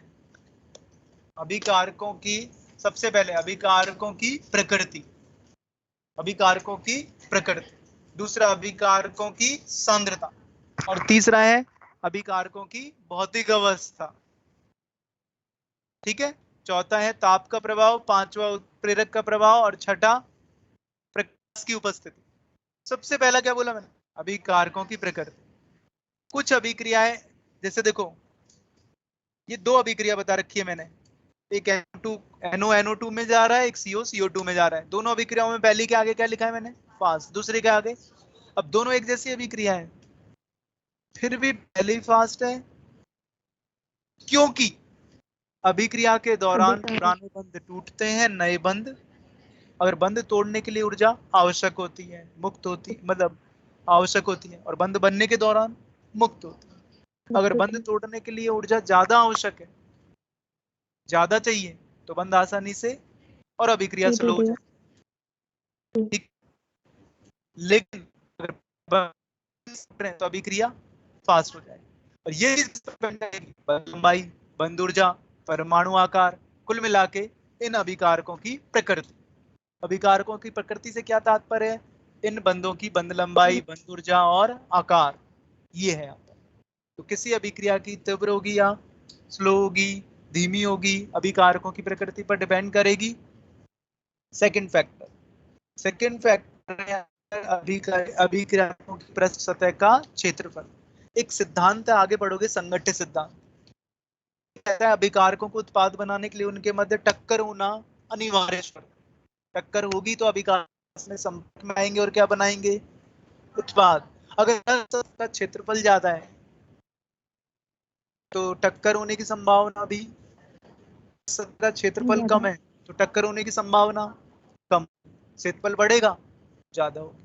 ठीक है, ठोस ले लूं, द्रव ले लूं और गैस, सबसे ज्यादा पृष्ठ सतह का क्षेत्रफल गैसीय प्रावस्था है ना, तो गैसीय प्रावस्था में ज्यादा होगा। जैसे 4 अणु है, पास है, कुल सतह का क्षेत्रफल कम मिलेगा, थोड़े दूर है तो ज्यादा मिलेगा, बिल्कुल दूर है तो पूरी सतह प्रयुक्त हो जाएगी, है ना। तो गैसीय अभिकारकों की क्रियाशीलता द्रव से, और द्रव की ज्यादा होगी, ये है। तो भौतिक अवस्था चेंज होने पर भी अभिक्रिया का वेग चेंज हो जाता है। गैसीय अवस्था में वेग सबसे, अब इसके बाद है कौन सा प्रभाव? ताप का। यही है मेन इसमें इंपोर्टेंट। ताप पर अभिकारकों के अणुओं की गतिज ऊर्जा का मान बढ़ जाता है, और गतिज ऊर्जा ज्यादा बढ़ेगी, तीव्र गति से घूमेंगे, टक्कर भी ज्यादा होगी, टक्कर ज्यादा होगी तो उत्पाद निर्माण की दर ज्यादा होगी, अर्थात अभिक्रिया वेग बढ़ जाएगा। ताप बढ़ाने पर किसी भी अभिक्रिया का वेग बढ़ जाता है, किसी भी अभिक्रिया का वेग, क्योंकि ताप बढ़ने पर होने वाली टक्करों की संभावना बढ़ जाती है। क्लियर है सबको? समझ में आ गए? ठीक है, अब ताप बढ़ाओगे अभिक्रिया का वेग बढ़ेगा ही बढ़ेगा। ठीक है, मैं तुमसे क्या कह रहा हूँ, ये एक्सपेरिमेंटल या प्रायोगिक रूप से ज्ञात हुआ है कि हर 10 डिग्री बढ़ाने पर ताप अभिक्रिया का वेग 2 से 3 गुना तक बढ़ जाता है। अभिक्रिया का वेग 2 गुना बढ़ गया, 2.4 गुना बढ़ गया, 2.5 गुना बढ़ गया, 3 गुना बढ़ गया। वो परास कौन सी है? 2 से 3। नॉर्मली हम 2 गुना बोलते हैं, तो परास कितनी है? 2 से, और हर 10 डिग्री ताप बढ़ाने पर कितना वेग बढ़ गया उसको बोलते हैं तापीय गुणांक। क्या बोलते हैं? हर 10 डिग्री ताप बढ़ाने पर जितना गुना वेग बढ़ गया उसको क्या बोलते हैं? जैसे एक तापीय गुणांक एक अभिक्रिया का 2.5, इसका मतलब 10 डिग्री बढ़ाऊंगा अभिक्रिया का वेग पहले से 2.5 गुना बढ़ जाएगा। क्लियर? क्या बोलते हैं इसको? तापीय गुणांक।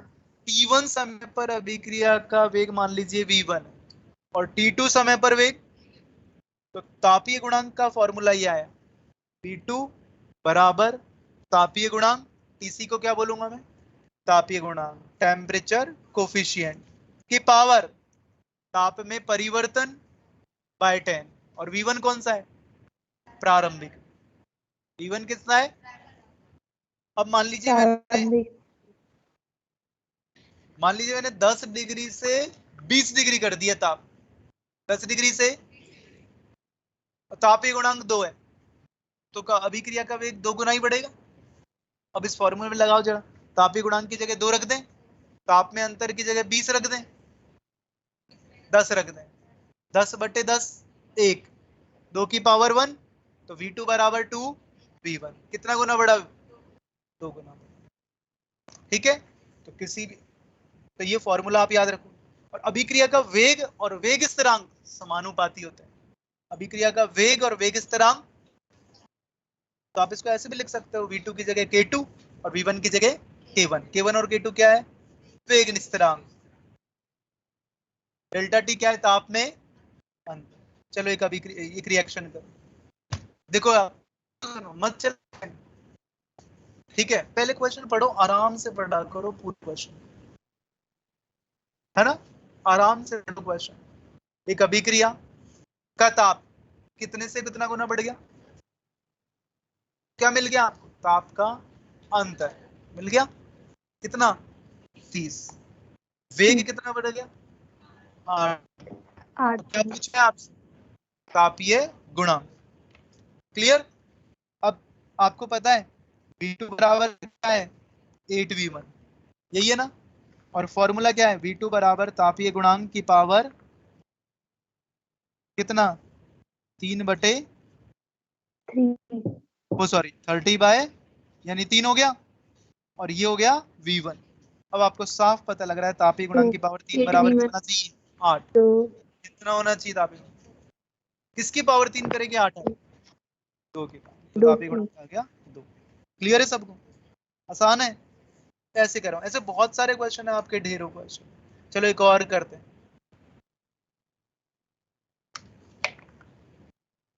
थोड़ा सा चेंज किया है मैंने, 27 से लेके आया था 8, 3 आ गए, बहुत सरल है ना, इस तरह से आप तापीय गुणांक निकाल सकते हो। चलो ये वाला क्वेश्चन है एक सिंपल सा, इसको जरा बिना पेन चलाए कर दो क्या,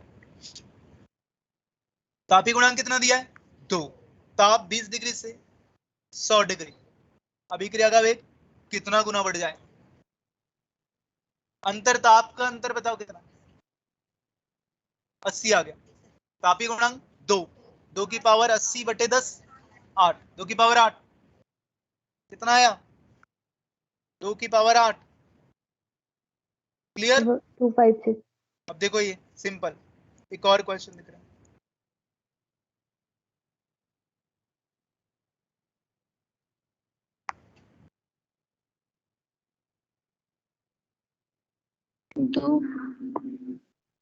तापीय गुणांक कितना है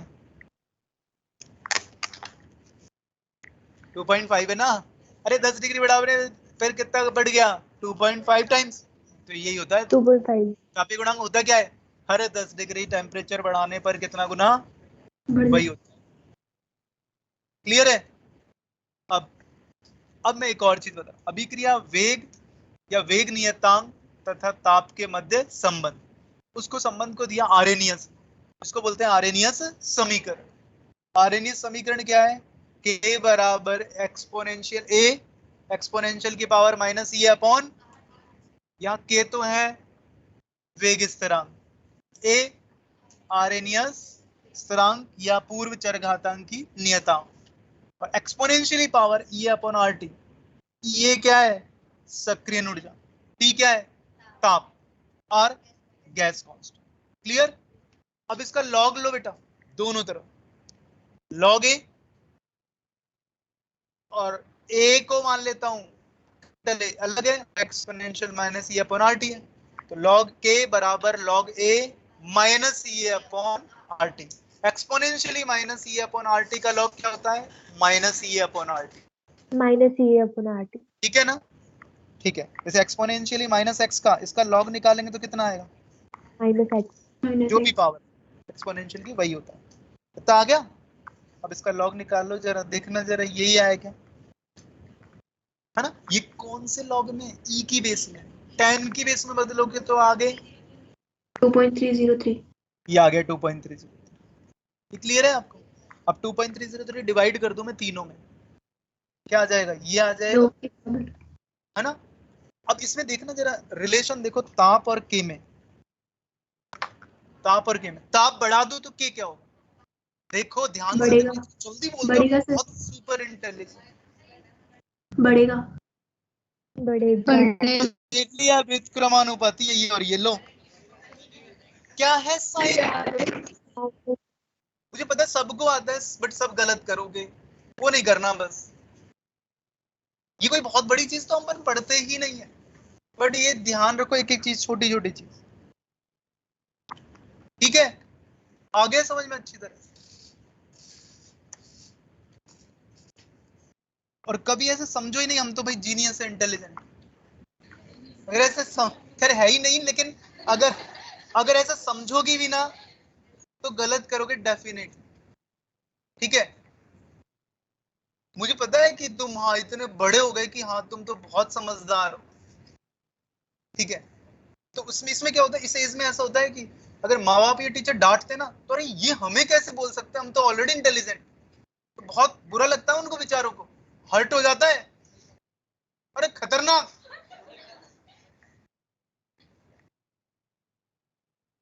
ठीक है, तो ऐसा नहीं करना, ठीक है? माँ बाप के जूते पड़ रहे हैं इसका मतलब ज्ञान मिल रहा है हमें, ठीक है? माँ बाप और टीचर्स की डांट तो हमेशा सीखने के लिए ही होगी, ये ध्यान रख लो अगर सीखना है तो। अच्छा कोई बात नहीं, अगर इग्नोर करोगे तो आगे याद आएगी, दोनों तुम्हारे हाथ में, ठीक है?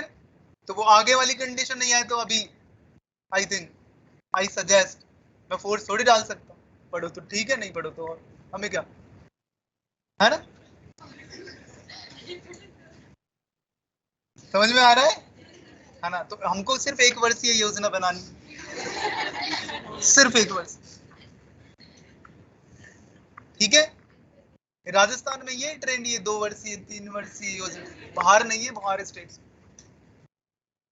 हाँ जी, तो अब ये क्या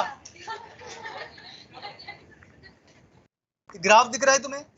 नहीं दिख रहा होगा, इस पे बनाना है ग्राफ, लॉग के में और 1/t में, लॉग के में और, अब बताओ मुझे स्लोप क्या आएगा? मूल बिंदु से बढ़ता हुआ। बोलो आंसर बोलो, यूं मत बनाओ, स्लोप क्या आएगा? माइनस ई अपॉन, क्योंकि ये हो गया y और 1/t को आपने x बोल दिया, तो उसके साथ वाला ये और ये c हो गया। ये क्वेश्चन 4-5 उससे ज्यादा बार आ चुका है एग्जाम, इतना सही, ठीक है ना? कई बार क्या बोल देगा, ln k और 1/t का स्लोप, ln k और 1/, तो आपसे पूछेगा, ऐसे भी देगा e अपॉन 2.303 r माइनस में, और माइनस में e अपॉन r भी देगा, दोनों देगा, तो कौन सा आएगा? अब ऐसे ढेरों क्वेश्चन है, अगर मैं टिक लगाऊंगा अभी तो कम से कम 50 क्वेश्चन होंगे, है ना? ये सारे अब तक जो पढ़ा है उसमें, तो आप खुद पैकेज ओपन करोगे और